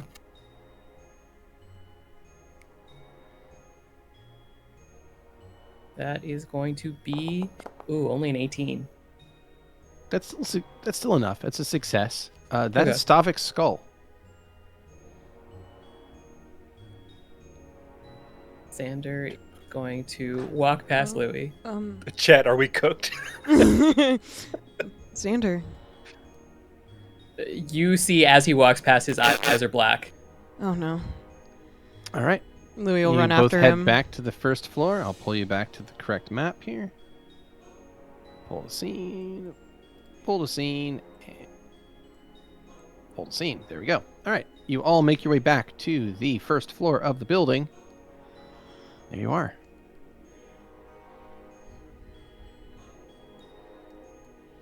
Xander, what's wrong? And Louie's just following after him, trying to keep up pace, but someone has long fucking legs. Stavik. Stavik. No, I'm Louie. He is going to knock on the door really loudly to the kitchen. You knock on the door really loudly. There's no response.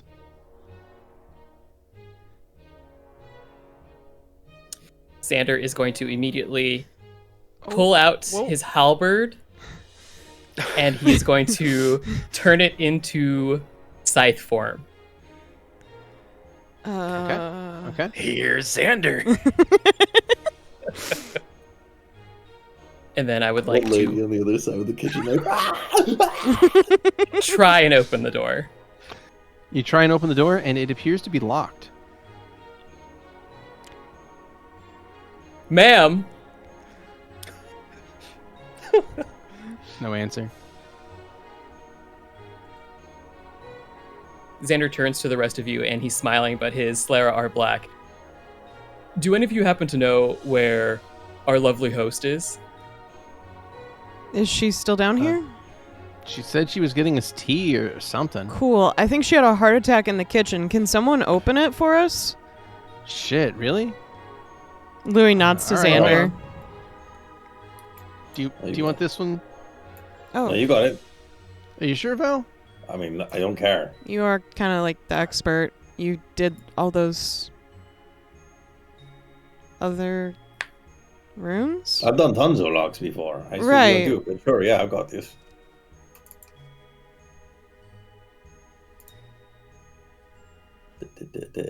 This is disabled the device. That's a 22. We don't need to That know is what the not dice going to said. succeed. But it does not jam the lock. You can try again. I will let Bastion try this time. All right. You think you got it? It's not fucking. Why don't you take a look at these questions? Oh, all right. And Bastion will try. Bastion rolled an 18, so he got a 30. See that it worked when you did it. What the fuck? That's exactly what I did. Miss, we're coming in now. Yeah, if you had a heart attack, just let us know where you are, so we can help. Bastion What the moves fuck? into the room. Oh man, a skull? That's kind of metal. There was one upstairs, and it's Stavik's. Stavik's. Zu'lin, as you walk through the threshold of that door, it is going to slam shut of its own volition. And as it does, the room, indeed the entire house, begins to shake and quiver and quake. And as that happens, we'll take our second break. Hello, checkers and pleasers. We're back.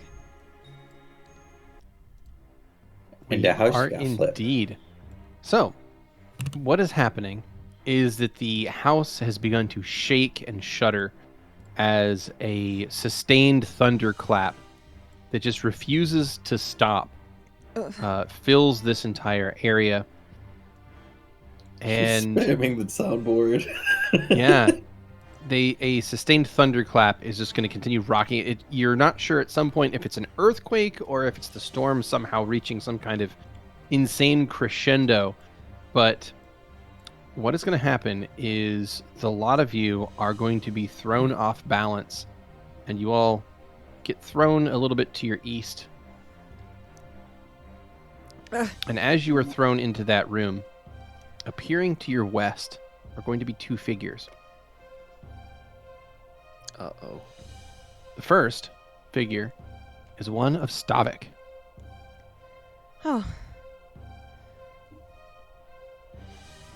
We got a Stavik figure. That's great. We can show it to him when we find him. When you find Stavik, you can show it to him. And the second that appears seemingly from thin air is Hattie herself.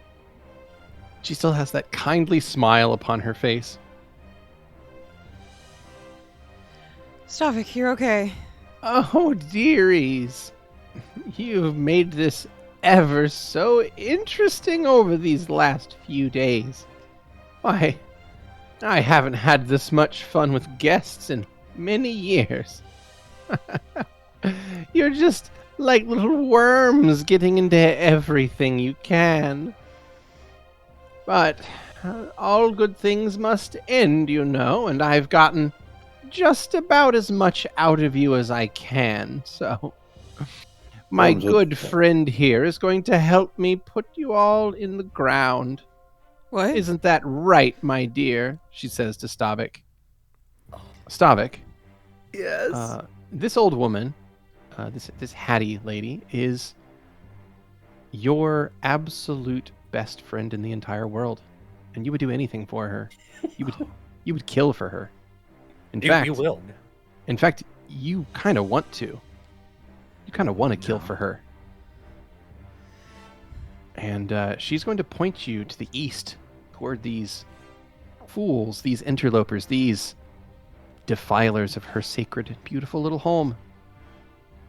And as she points with one gnarled finger, her body shifts and changes, leaving behind the happy-go-lucky image of a nice 90-ish-year-old woman, and instead is replaced with the withered and cragged form of a hag. I knew it. If anyone here would like to make a knowledge planes, or in this case, I'll also take dungeoneering. Oh, I'll do Can dungeoneering. I take it untrained? Either one? No. 18. That's a Oh, 12. 21 dungeoneering. 21 dungeoneering. This before you is a storm hag. Bingo! So a storm hag is a particular kind of hag that is able to manipulate the weather. And they have a number of strange magical abilities, and those magical abilities become more powerful the more of them there are in a coven.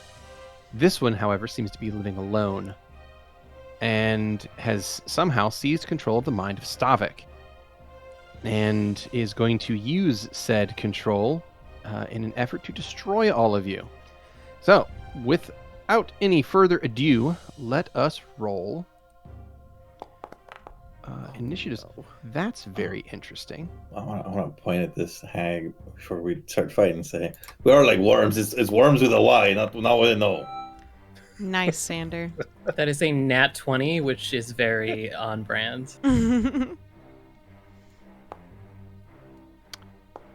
suppose that now I know in the future that also requires a reboot of the server. Okay, cool. All right. So anyway, that will be that, and there we go. Oh boy. All right, who's up All right. first? Good rolls all around. So, combat begins, and Stavik, you are going to get a little bit of a boost. Boosty, boosty. There we go. You get a little boosty from the Storm Hag Okay. to your initiative. But Bastion and Xander still win initiative.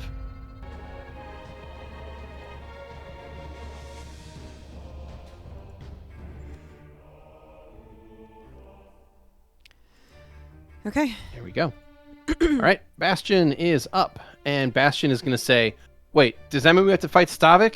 Shit. Okay, get back, just bro. fuck up the old lady, and then he should be let free. And Bastion is going to move in front of Louie and move to defend him. He pulls his weapons as he goes, and he's going to take up a defensive posture. Xander, you're up. I would like to move up Keep a us paused, little by the way. bit. Yep. Actually, I'll do this before I move up. I'd like to drop a curse. Okay. Move up here. And I'd like to curse Hattie. You are unable to see Hattie from there. Okay. And then I'll just move up to where Zu'lin is. Okay. You squeeze with Zu'lin, and you activate your cursing ability to try and hit that hag. Go ahead. DC 17 will save, I believe. 16. DC 16 will save. All right. All right, the Storm Hag crushes that, but will still be affected for 1 round. Perfect. And what would you like to modify? I would like to modify her saves. Saving throws. You got it. Mhm. Okay. And that will be Xander's turn, and that will take us on to Stavik. Stavik, you have initiative, and you have been ordered to kill these interlopers by any means necessary. Hattie, of course. You've been so kind to me. I would ask a question. When it comes to charge, am I permitted? You are not able to charge. You have to Okay. move at least 10 feet to charge. That's what I was going to ask. Am I permitted to move Back and 5 then step? forward? Uh-huh. You know, It's kind of weird. normally no, but I think it's funny, so I'll allow it. Yeah. All right. You step back just to charge forward, like a fucking Hot Wheels car. Yeah. I stepped toward. Wow. I stepped towards Hattie and I said, "Thank you for everything you've done for me." Oh, it's And- quite all right, dearie. And I charge and attack. All right, Bastion. let me activate charge. There you go. Charge is on. You Feel free to got make it. your attack. All right. And longsword. And we're gonna power attack. Yeah, Full go for attack. it. It wouldn't be a full attack. It'd just be a single. Okay. Okay, single attack. Well, yeah. All right. So so- luckily, go ahead, please. Yeah. Charges runs at Bastion. Does this connect? A 21 with charge. That is actually not going to connect because he was in defense. Okay. So his AC is currently higher than 21. Ah, okay. Gotcha. And so that he will slam into a very rooted Bastion. Mhm. You all need to go into the ground. Bro, your mind is being like messed with, bro. You gotta stop. He's like trying to parry your blow as he's basically crossed his swords in front of him as you like have yours like locked into it, like pushing down toward him, and the two of you are like just barely holding on as he's trying to stop your blade from cutting him in half. Valentino, you have initiative. All right, I'm gonna cast something I never fucking managed to, because I'm way back here. So I'm gonna cast myself some Expeditious Retreat. Nice. Give yourself that extra +10 movement speed. Yes. Now, to make acrobatics checks to get past people, does that take an action, or is that I can do that with just my movement? So it's a move. Yeah, it's just a Okay. move to do that. The DC is higher to move through their squares without provoking, Okay. or to do it at all, really. Also, but just- you don't need to move through. You don't have to move through Stavik Square. You can move through an ally square with no problem. Right.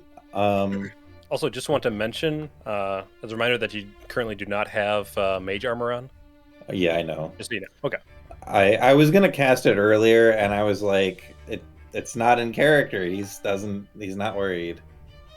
I fucking knowing this is gonna happen.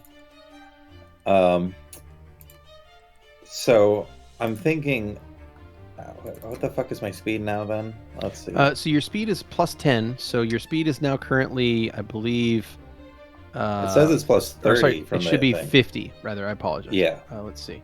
So then half Yes. of that is 25. So I can actually get this far. So I'm going to do that. I'm going to use my Okay. acrobatics to Okay. bounce off you- walls and wall run Yep. and And you flip have over to beat something. Stavik's CMD. And since Okay. he's a party member, you are aware that is 20. So I 20? think you got this. Yeah, I think I got to get a nat 1 to fail. I Yep. rolled pretty bad, but I'm Ooh, still you roll alright. pretty bad, but it still passes. So you can move up to 25 feet as a acrobatics there. So you flip and fly through the air, bouncing off walls, and you manage to land there, spinning both your standard and your move. Yes. Anything else from Val? Just a little tap on Stavik with Ignacio. Obviously can't attack him, but just like a wrap his wrist. You got it. All right, that will take us on to the Storm Hag. The Storm Hag is going to begin laughing quite heartily at this whole situation.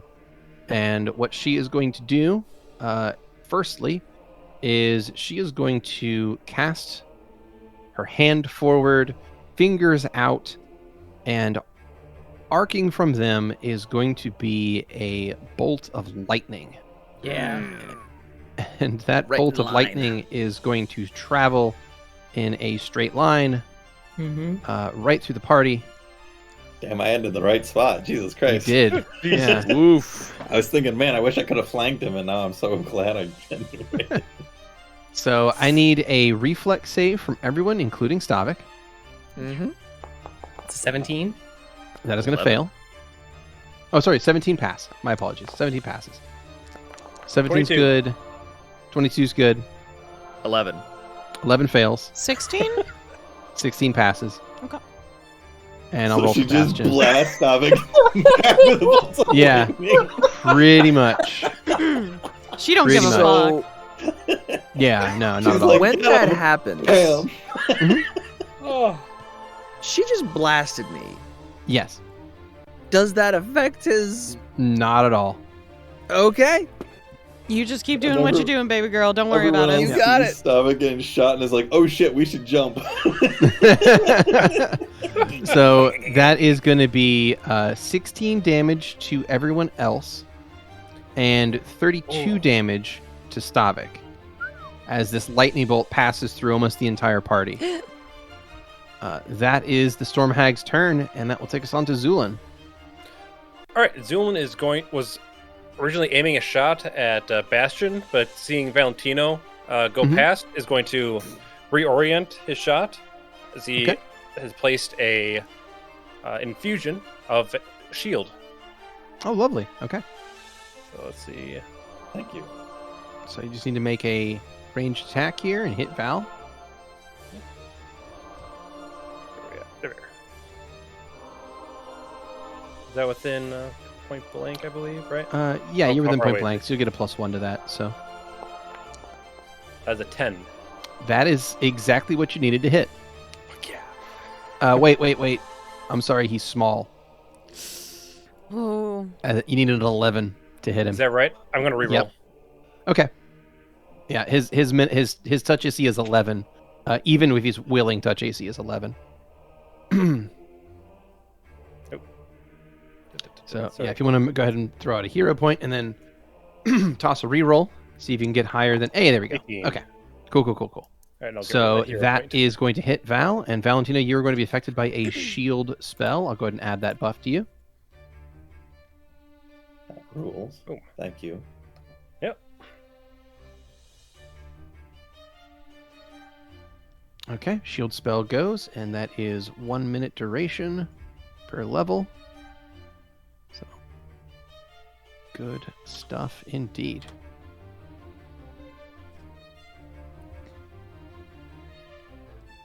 There we go. All right, 5-minute shield activates on Val.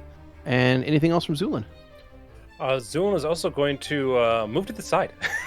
Okay, yeah, move out of the way of any further lightning bolts. Cool. Louie, you are up, and you just took a lightning bolt, and it hurt. It hurt bad.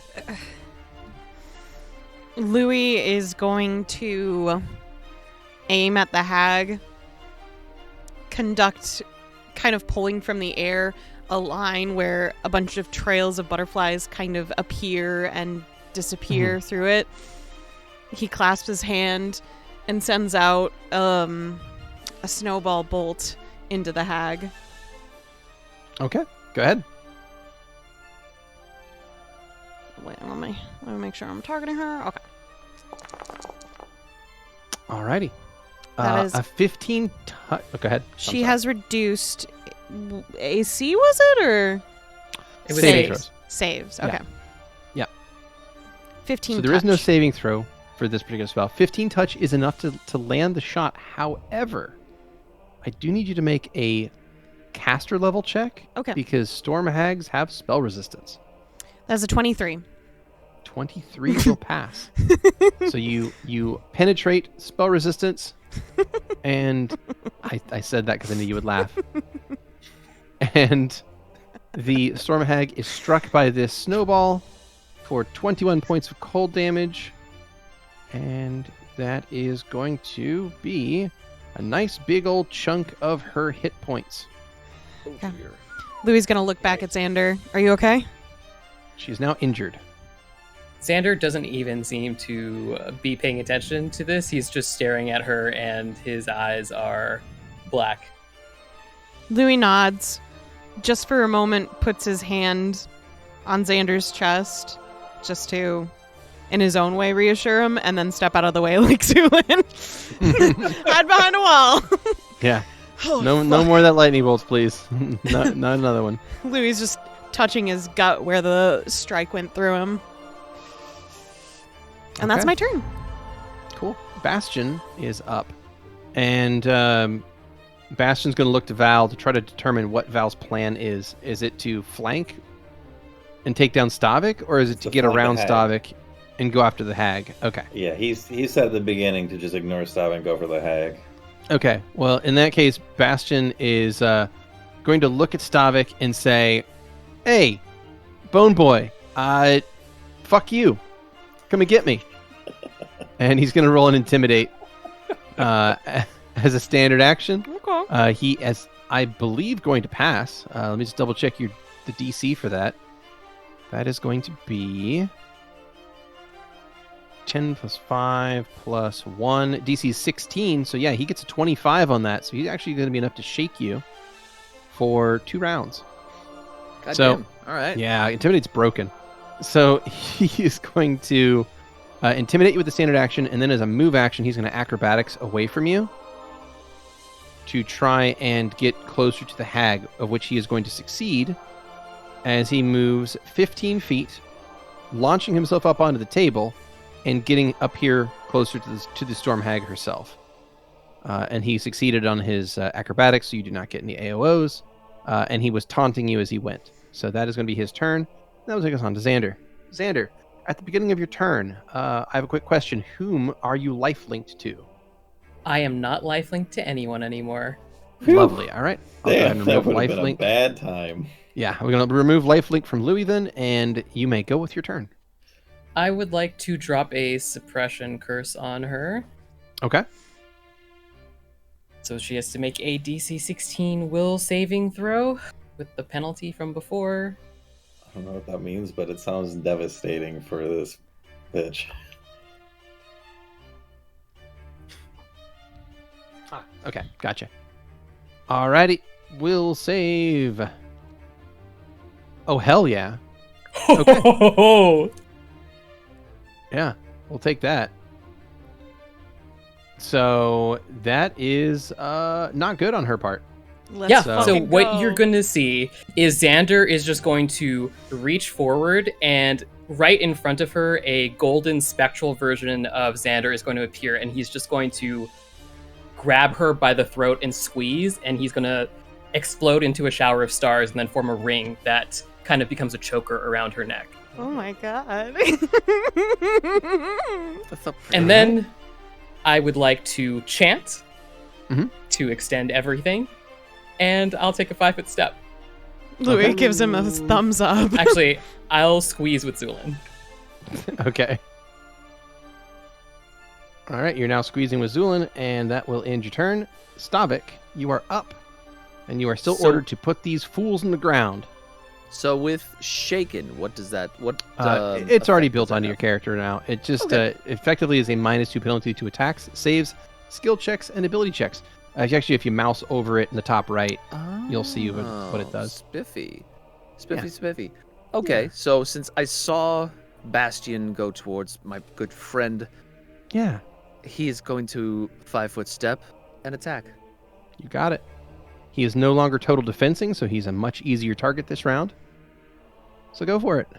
And single attack with a 21. That'll hit. 21 to land and 7 points of slashing damage as Bastion is injured after that. And that will end Alrighty. his turn. Okay, Man. Valentino. This is the one time Stavik sets me up for a sneak attack. It's when it's against him. Right? Isn't that beautiful? And I don't even want it. You fucking goddamn it! I'm gonna still do my silly flips over his Okay. head. You do some flips and shit. Yeah. Yeah. There we go. Jesus. Playing Still close to the passes. chest with these rolls, but they're working. Still Really? passes. Yes, still passes. 21 still above 20. All right, and then so would my halfling form be able to fit into this corner square behind her? If Since you're I'm able to small. move there, I'll say yes. There you go. Sweet. All right. I realize I'm not flanking yet, but I at least can be now. Now, there is one other problem, What's that? and that is that while your CMD or your acrobatics at 21 is enough to beat Stavik's CMD, It's not her. it is not enough to beat the Storm Hags. But, all right, I'll take the attack opportunity. So she's going to get to swing at you. With disadvantage. That's true. That's true. She does have to roll twice and take the worst result. Nice. They do have Her a plus lowest 10. her lowest attack was a 25. Oh, fuck. Just barely, actually. God. Yeah, it was close. It was close. She actually rolled what? decent on both attacks, is why. Anyway, so she is going to manage to swipe at you with this strange, like she has like this gnarled stick with all these weird looking like claws that almost look like lightning bolts coming off of them. She swipes it at you and it slashes its way across you. And as these little pieces of twisted, knotted wood scroll across your body, they appear to be powered. Like there's lightning coming out of them as they go through your body as well. So this does both slashing and electrical damage. As the sharp implement cuts across your body, you take. Sounds bad. Yeah, it's not pleasant. You Am I take go- 12 I'm- points of damage. Okay, don't just go down again. I'm happy. I've gotten 2 whole turns. This is huge for Valentino. Yeah. So you take 12 Mhm. damage from that attack, but that will be your move action. You Yeah, have a standard so- action left. I still can give her a poke. Okay, so curiosity. I don't think I'm going to do this anyway, but just I've been waiting for my turn to ask. Mhm. What kind of AC does shield give me? Am I able to Plus also 4. mage armor? Shield Plus gives 4 shield. Yes. Yeah, shield gives you a shield bonus. I know, Oh, right? Yeah. Shield's a Go shield figure. bonus. Mage armor is an armor bonus. Shield of Faith is a deflection bonus. All of them stack. I mean, that 28 AC is very tempting, but I think we need to start hitting this bitch. We need Yeah, to because get the damage she's in. still injured, so she needs to take Yeah. some damage. All right. I did. L- I tried. You did great. Pat. Thank you. Not a sneak. All right. Call forth to Ignacio. Let us strike this hag. There's a 22 All right. hit.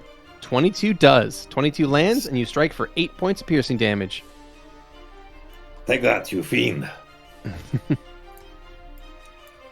That'll be my turn. She is going to continue laughing maniacally as she turns toward you and says, "You think that you stand a chance here against me?" And she is going to let loose a full attack. What kind of weapon she working with? A man She catcher? is- not quite. No, this looks like some sort of staff that is like a clawed staff, but she's wielding it almost like a two-handed mace. Oh, Yeah, fun. she seems to have supernatural strength as well. Like even though she has like these little noodly arms, she's really whipping this thing around like crazy.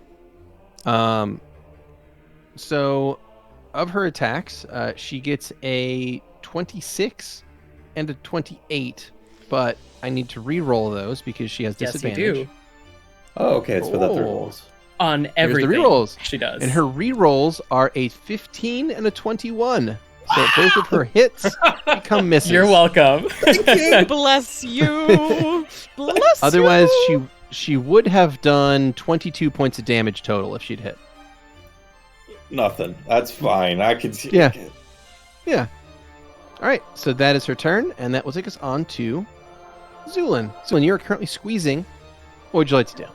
Zu'lin is going to load up his crossbow again, his syringer, walk into the room, and is going to take aim at who looks worse for wear. They actually look almost identically bad off.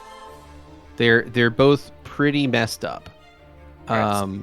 Since So they're both injured and they're both at about 50% health. all right, since Valentino's being Shielded. looked at by the it's being looked at by the hag. It's being targeted, yeah, being Probably gonna actively go- attacked. Go with Valentino then. So Okay. going to take aim. Okay. So let me. Let me remove squeezing Alright, off of you there first. So it's a AC 11 is what you're trying to beat. Alrighty. 14. Cool. Alrighty. So you fire your syringer, and that's going to hit Valentino and deliver a curative. Go ahead and roll. Cure moderate. 8 points. All right, Val, you get back 8 HP. And that will take us on to Louie.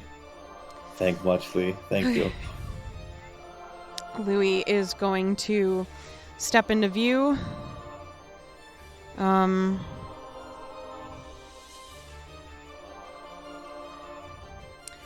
Kind of weigh his options here and step out of the way so that hopefully we all can't be targeted, but we'll see. And he will throw in another snowball at Hattie. Okay. That is an 18 assuming- touch. Oh, sorry. And you have precise shot, right? I do. Okay. An 18 is going to hit. Please make another caster level check to try and overcome spell resistance. Not 2025, baby. Oh, yeah. All right. So that is 13 points of cold damage to Hattie, and that is going to take her to badly injured. All righty. Anything else from Louie? No, that would be my turn. All right, Bastion's up. Bastion is going to 5-foot step off the table to get into a flank with Val, and he's going to full attack from flank. Yeah. 2 up and fighting sneak attack, and 2 up and fighting sneak attack. Oh boy. So he rolls a nat 1 on his primary attack and a 4 on his secondary attack. I give him a reroll Bet. on the nat one. He has his own hero points. I know, but he hasn't used them. He banks them. He banks them all. I know. Mm-hmm. Okay, you're using one for him? I would like Okay. to. All right. I'll for his primary. Okay. 2 up and fighting sneak and well, Nat look 20? at you. Look at you choosing just the right time to make him reroll. So you turned a nat 1 into a critical hit. Goddamn. Fuck yeah. All right. Wonderful. So You know. he takes his rapier and he is going to stab it. And while this storm hag is swinging this weird spiked staff at Valentino, he stabs at this creature from behind, and he is going to manage to pierce this thing's elbow from behind and twists in the joint, causing her arm to like twitch out, and she drops this thing to the ground. Good So one. she drops her weapon and Fuck is yeah. now only armed with her natural attacks. In addition, she also takes 22 points of piercing damage, which is going to bring her to near death. That is Bastion's turn, and that takes us on to Xander. I would like to take a 5-foot step away, look at her, and then I will snap my fingers, and I'd like to drop a third curse on her. Okay. Goddamn. Revenge is so sweet. Yeah, and she really. has to make this with the -2 penalty and with disadvantage. Okay.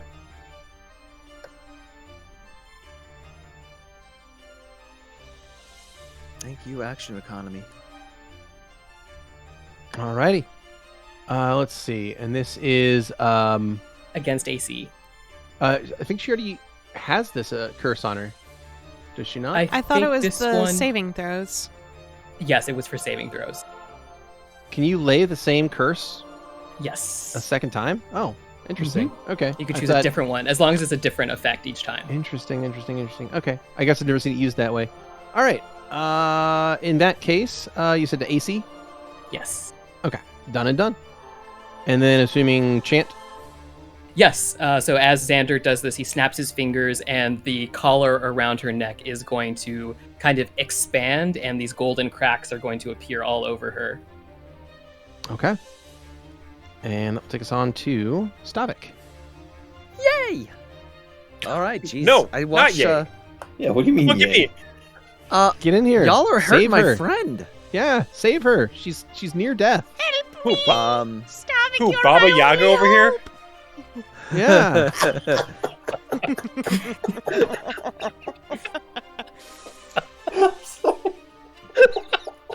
God damn. That's what you get when you repost. God, I feel like I want to. Stavik feels like he would want to go and pick them up and just run like a football with them. Do something. Yeah, what you want to do? So yeah, 5-foot step, and he's gonna attack Bastion. That's basically Yeah, what he. Bastion I did think- just get a crit on her, Yeah. so yeah, go for it. And we're gonna power attack that. Yeah, do it. Oh, fuck. Reroll. Wow, using the Okay. bingo reroll. All right. What are you you're hurting my going for? 20 friend. crit? It's a meta currency, Skrewy. This is a Skrewy decision, not a Stavik decision. That's amazing. That's fine. Yeah, Yeah. no, let's see it. He I'm just just saying you can't hide behind Stavik's reasoning. Yeah. This is a player choice. Delicious. All right, go ahead. Reroll. Oh fuck. Doesn't confirm. Called He it. did get a nat 20 though. So that is going to hit for 12 points of damage and take Bastion to near death. Oh, near death though. Okay. This is All right. Not good. Scurry purely didn't want you to get sneak attack. Just deny Valentino a sneak attack. That's all. Right. All right. The only time, like, you can have sneak attack. Dude, we can work through Skrewy and or Stavik's masochism in a healthier ways than like you're not allowed to sneak attack anyone but me. Look, I'm right in position. How dare you? I was here. You could have taken me. Why did you? Valentino. Show her What? who the worm is. All right, Val, you are up. That might What would you like to do? I'll do exactly that. Alrighty. Am I already marked as flanking, or do I mark that? You are. You can There we are. add it got in it. right here. Sneak attack and I don't think the power or full attack. Oh! Can That would've I use my hero point on the confirm? Yes. Hell I would yeah, like let's to do go. So. Yes. I'll just roll a d20 for our. Should I add the Yep. the bonus? D20 plus 13. Yep. Okay. D20 plus Come on, 13. buddy. Come on, baby. 23. 23 confirms. Yes. Oh, yes! This bitch So is I have a dead. question for you, Valentino. Yes. Yes! Do you want to put some spice in those dice? Yeah. So he's going to like twirl his thing. Actually, I'll kick away the stick, and then twirl Ignacio, stab her in the throat, and like hop up and try to throw her out the window with it. Okay. You do so. You hop up and you throw her out the window. She breaks through the glass, falls into the rose bushes as she lets out a gargling, choking screech after you stabbed her in the throat. And as she is put into some sort of death throes, everything around you is going to go dark. Absolutely everything goes dark.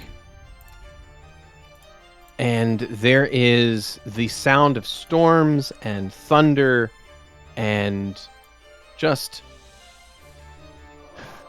incredible amounts of it sounds like the world is being just torn asunder, like completely being ripped to shreds. And you can feel this storm intensifying, not dwindling like you were hoping it would, but intensifying and becoming worse and worse.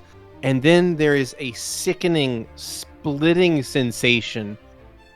And then you get the feeling of falling. And you continue falling for a long time. And then you hear something altogether entirely different. You hear the sound of water. Not the rain of a ridiculous storm, but the water of a gentle stream. You hear water flowing over rocks and shallows. It's got like not scary to then scary again. You hear water flowing over like the shallow babbling of a brook, right? It's a peaceful noise. You notice a change in the air quality. Everything is humid. In fact, it's moist. Very suddenly. There's still no light. And those of you who have dark vision can blink a few times and still see absolutely nothing. For a moment, at least. But a moment later, your vision begins to clear, and you all find yourselves lying on cold ground, stones. And you awake in a room filled with fog.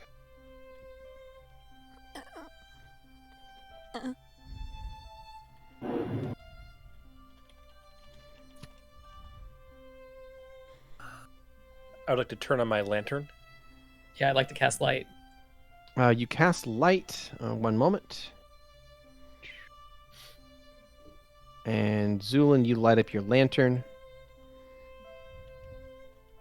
There we go. And you find yourselves in a foggy cave that appears to be somewhere. You have no idea. You're in some kind of subterranean area. There's rocks everywhere. There's a stream or river or something flowing right through the middle of this cave. And oddly enough, there's a couple of boats here tied up next to the southern side of this stream.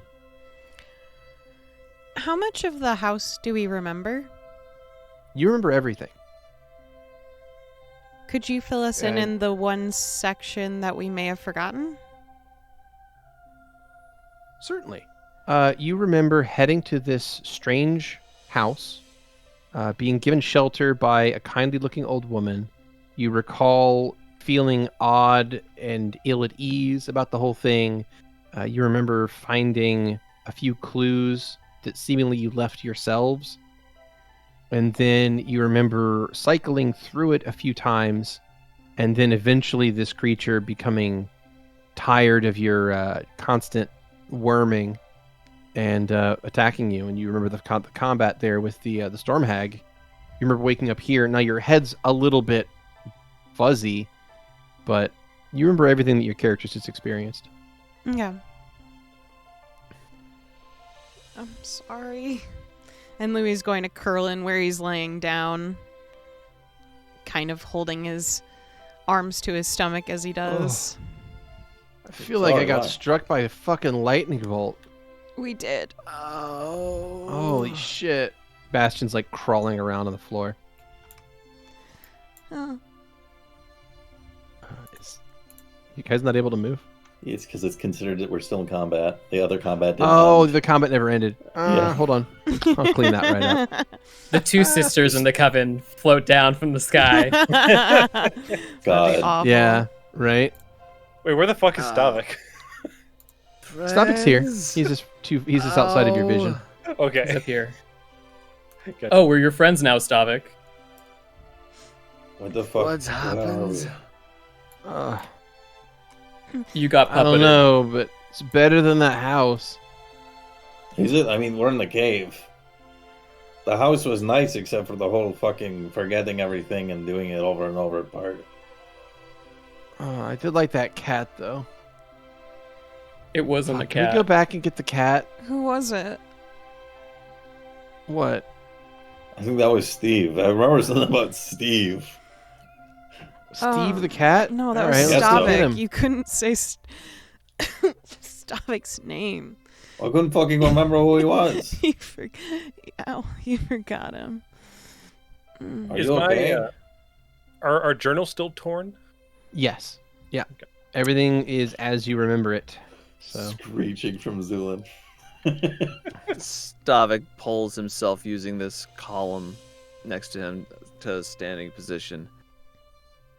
Oh, Vi. You know, next time I see a light in the distance, I'm going the opposite direction. yeah, that sounds about right. Bastion will pull himself to his feet as well. Bastion, I'm very sorry. It's okay, bro. That thing had its hooks in you. Could have been worse. Zu'lin will I could get have up fought and- back. And he just gives you a smile.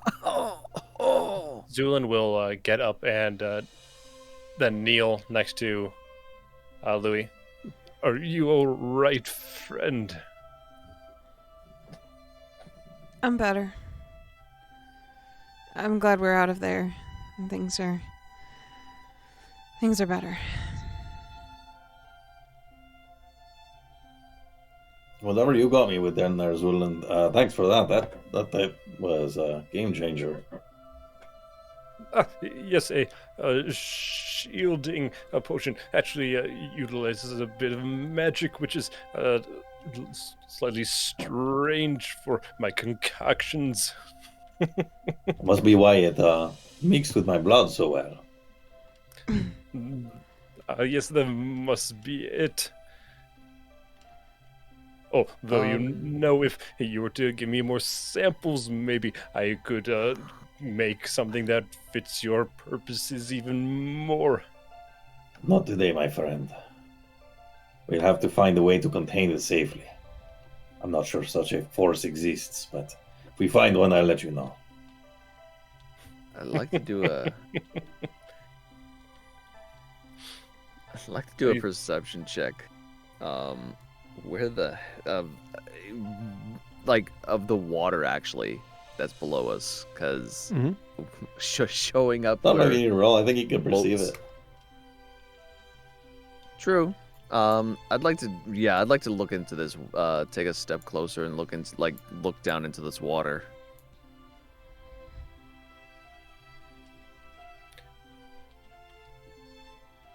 Louis will feel a slight prick as He Cure Light definitely Wounds is- looked distracted too while you were doing that. You can hear him mumbling. Hey, 12 points. That's more than my God, moderate nice. did to Valentino. Damn. Very nice. That's good. Thank you, thank you. Ooh. Oh, thank you, Zu'lin. No need to think. That's why Okay. I am here. Is it not? Oh, I see. Zu'lin will get back up, dust himself off. He said I didn't need to think. I don't know. Do I see anything interesting about this river? Or is it just running water?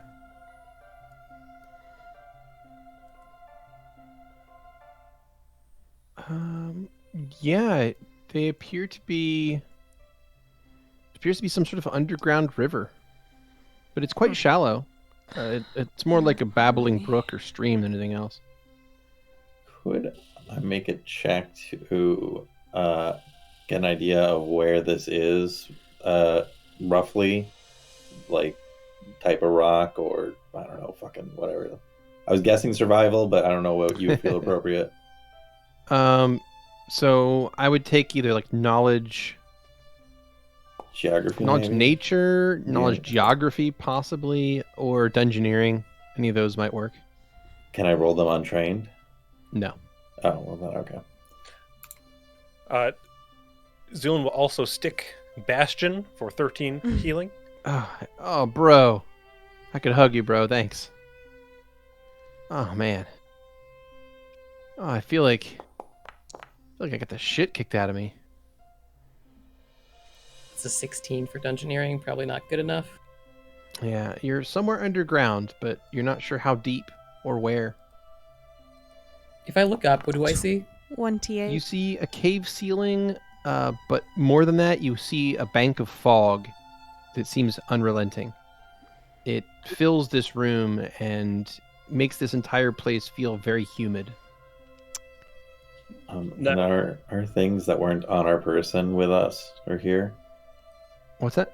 Any of our stuff that wasn't like on our person here? No. Only the things on your person are here. So anything that would have been in like the camp stuff or on the wagon, so like the party loot, all of that is somewhere at your destroyed camp. Did we have the bag here that I had brought?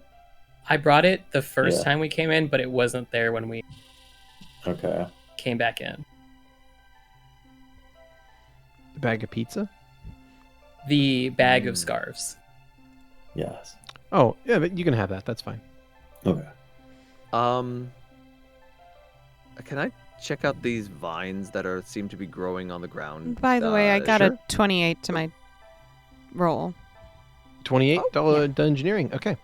In that case, Louie, what you know about this place is that, well, one, you are pretty deep underground, judging by the kind of things you're seeing in here. Mm-hmm. There is a number of mosses, lichens, and things of that sort that flourish deep underground. You've read about them in your books before. The smell of this place, you can detect some chemical odors in the air that would make you think that you're deep enough underground to get the correct mix of various agents that exist this deep under the surface of the ground. As you look around this place, however, you do notice one other thing, and that is that there is a small crevice or a crevasse to your south. It's almost impossible to see through the fog, but you nearly fall into it, but luckily you stop yourself just before you do. And you look down into it, and you can see that the pit is brimming with human remains. Oh my god, it's Stavik's family. Louie, after noticing it, just immediately keels over and vomits. They're skeletons, all of them. None of them have flesh left upon their bones. It is Stavik's family! How deep is it? Only about 5 feet. Xander's gonna climb in and start collecting. Now, do you presume that we came here on the boats? Xander, make a perception check. Okay. I realize it'd be pretty contrary to the party theme, but if anyone was playing a necromancer right now, they'd be having a field day. I'm gonna re-roll this. Xander, that's a success. Oh, okay.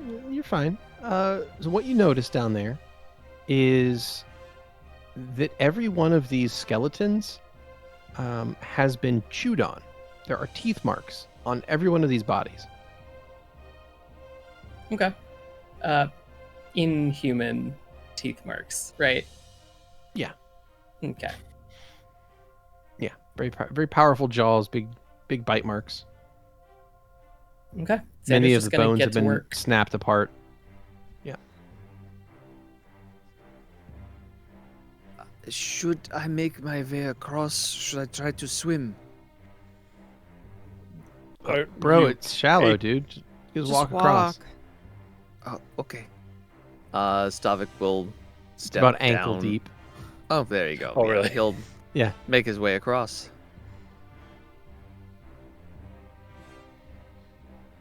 But yeah. How does he manage in the acid water? Yeah, you get over here and you see that there's a pit filled with Skelly boys.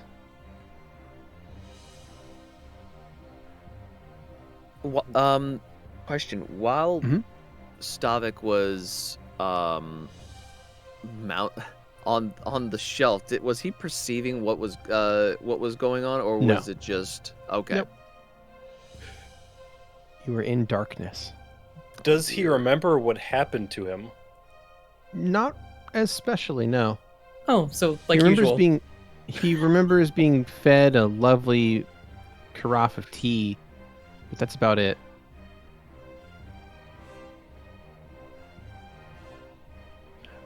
I'll take a survival check from anybody. Yeah, Sure. I'll do that. Yeah. I'll do that too. It's a 22. 23.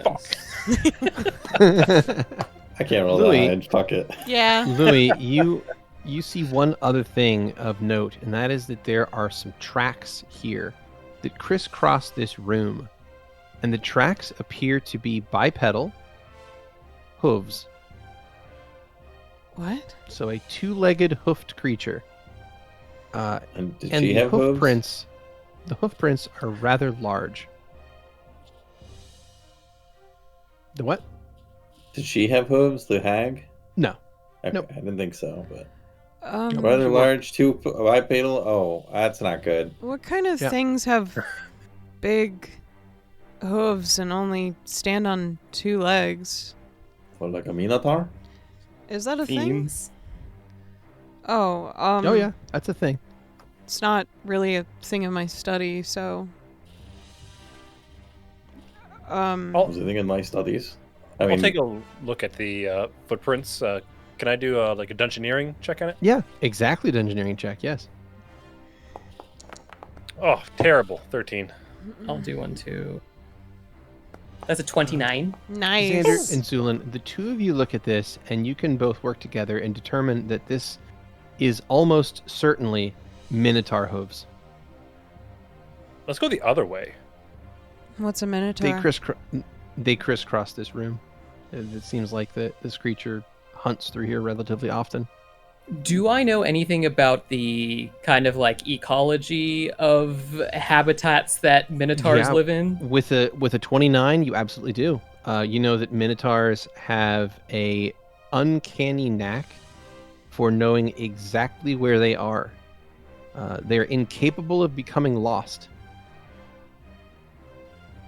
Okay. You know that they tend to live in subterranean cavern systems or mazes.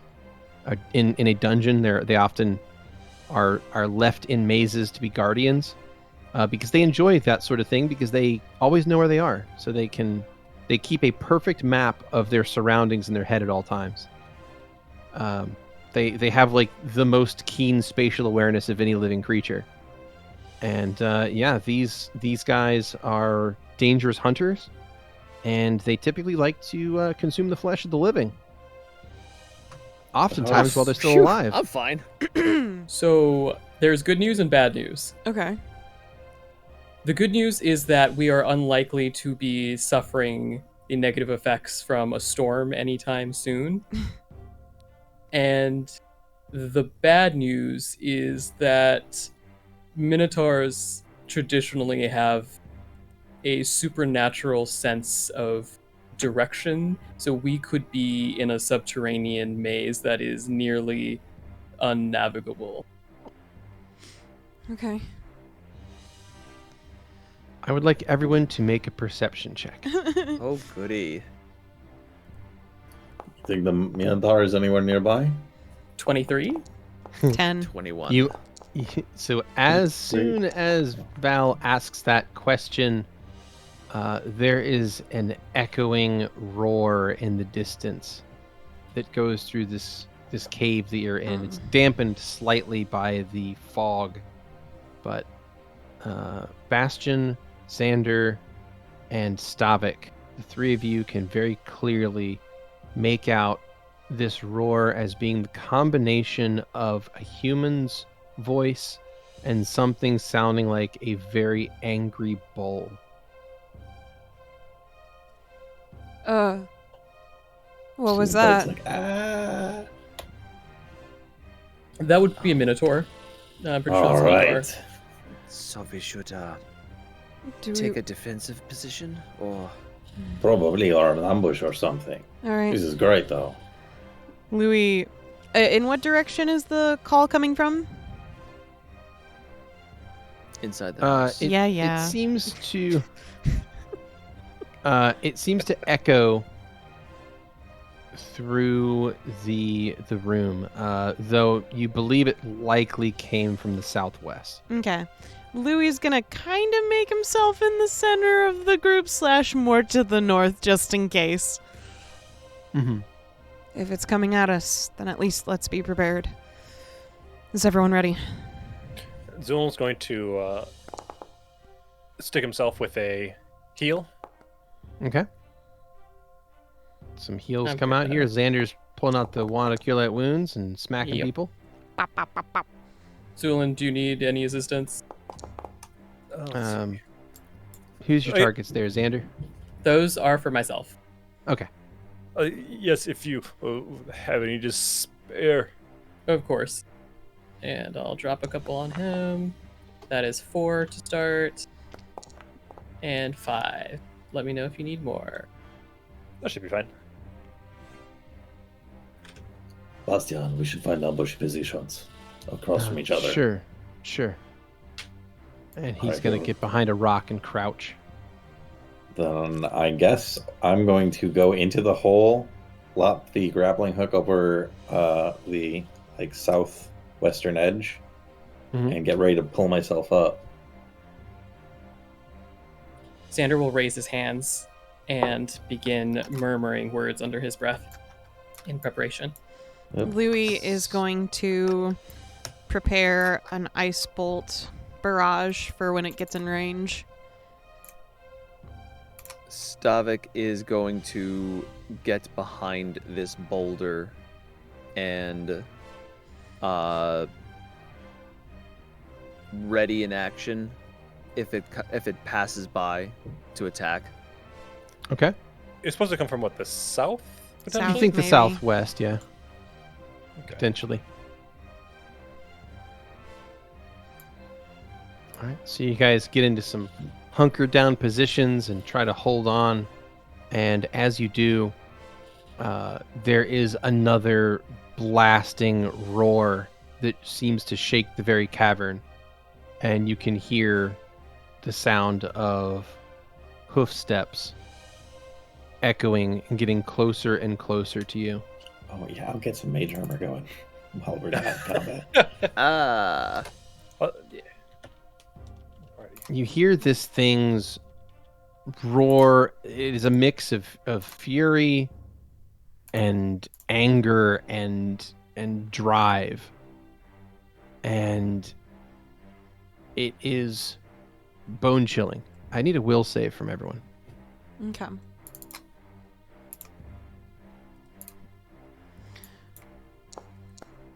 Oh god, not one. Oof. 8. 18? Alright, I'm 18 gonna passes? re-roll that one. 23. 23 passes.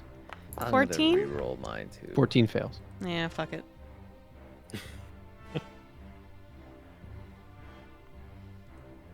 And will. There we are. Badoop. Nat 20. Okay.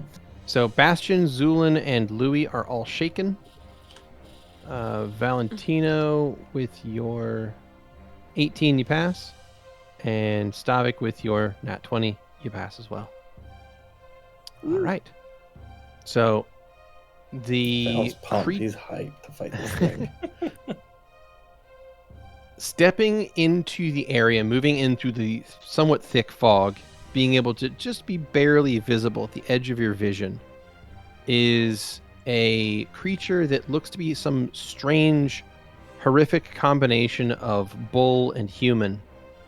And this thing is actually bigger even than you at first imagined. It's actually huge sized.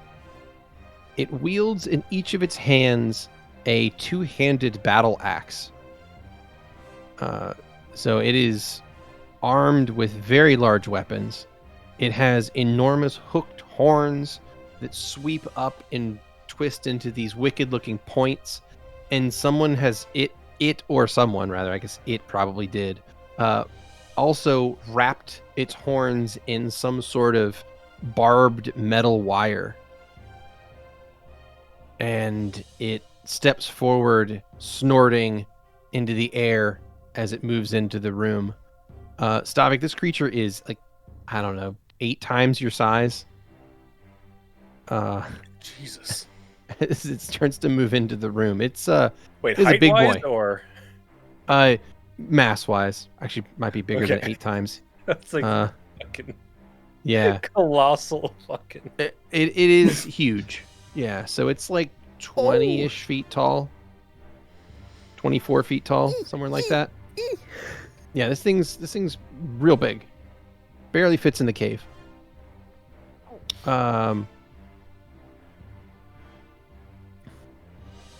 It's sniffing the air. What would you guys like to do? I'd like to tremble in my boots. Hold. Are your timbers shivered? Oh, they're shivering all right. Oh boy. Louie's gonna touch his hand to Xander's arm, and he's just shaking like a leaf. Xander just gives him a smile. The boy continues to tremble. Okay. I don't think I could parlay with this guy. No, I don't think the guy with the barbed wire on his fucking head. Yeah, I think he's probably past talking to.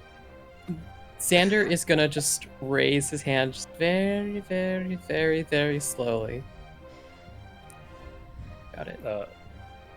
Zu'lin is going to put a flask to his mouth and is preparing to drink something. Okay. Louie runs. How far away is it? Oh All right, my Louie. Oh. Louie, you turn and you can see that there's a couple of ships, or a couple of little, sorry, not ships, boats, Mm-hmm. to your north. Yep. You believe that if you were to grab the lines that they are tied to the side of the river here with, you could probably grab that line up and jump in and push yourself off and be carried away by the current pretty quickly. With seeing Louis run, Zu'lin's going to imbibe of his potion, Okay. which is a meticulous concoction of Bomber's Eye, Oh, lovely. which will grant me extra rounds. on there. Excellent. So you drink down your Bomber's Eye potion. Louis, you jump into a ship, Mm-hmm. or I keep calling it a ship, sorry, a boat. Investment. All of the naval heads are going to yell at me if they hear that. Oh, they already unsubbed. That's true. Yeah. I'm sorry. Well, I mean, they never subbed it in Sub? the first place because this is. All right. Xander, you have an action. Stavik and Val, you both have an action as well. What would you like to do? I looked at Stavik looks to Valentino and he shakes his head and kind of gestures back towards the boats. I don't know. You see me? I'm like up against the wall. Yeah, he's Oh, okay. down there. Um, Does the Minotaur look aggressive? Yeah. Like, does it look like it's? Yeah. Does it look like it Yeah. is Pretty preparing fucking to attack us? Yeah, it seems to want blood pretty badly. Oh, then I'm fine. It is armed to the teeth, and it hungers for human flesh. The pile of corpses in front of you attests to that. You're in the middle of its hunting grounds, and it is hungry. Does he seem to notice the running child? Not yet. Luckily, there's a lot of fog here, so that's granting you guys this action before it gets closer. Okay. Oh, yeah, I no, know what we should have fucking done. What's It's that? too late though. If we could get him to fall into this hole and just fucking pelt him from above, that would probably work. It's only 5 feet deep. Oh, Yeah. you're Not right. even He has difficult to terrain walk for out him. of it. That's just He's like a big and- step down. Stavik is going to book it back to the. Oh no! See, that'll draw attention to everything. Man, I kind of What kind of in what Uh, sense is Stavik a paladin? Well, in zero Word senses, only. first of all. I mean, well, Um, you could be like like upholding the spirit of them. You don't Xander- have to. I just curious. raising his hands is going to make twisting gestures, and as he does, the fog is going to begin whipping around him, and I would like to call down a whole bunch of lightning. Okay. So, Xander, as you begin to twist the fog into a storm and begin to conjure forth lightning, that is where we are going to roll initiative and also where we are going to end it for the week. Okay.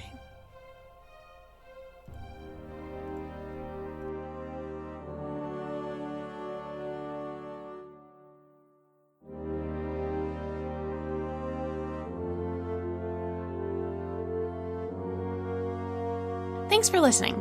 As always, special thanks to William Succi and Andreas Pichler for the intro and outro themes, and Emily Roll for Fantasy for this episode soundtrack. Interested in following us on social media? Follow us on Twitter at CheckPleaseDND. Or want to support the podcast and be part of the Czech Republic? Go to our Patreon under the Czech Republic.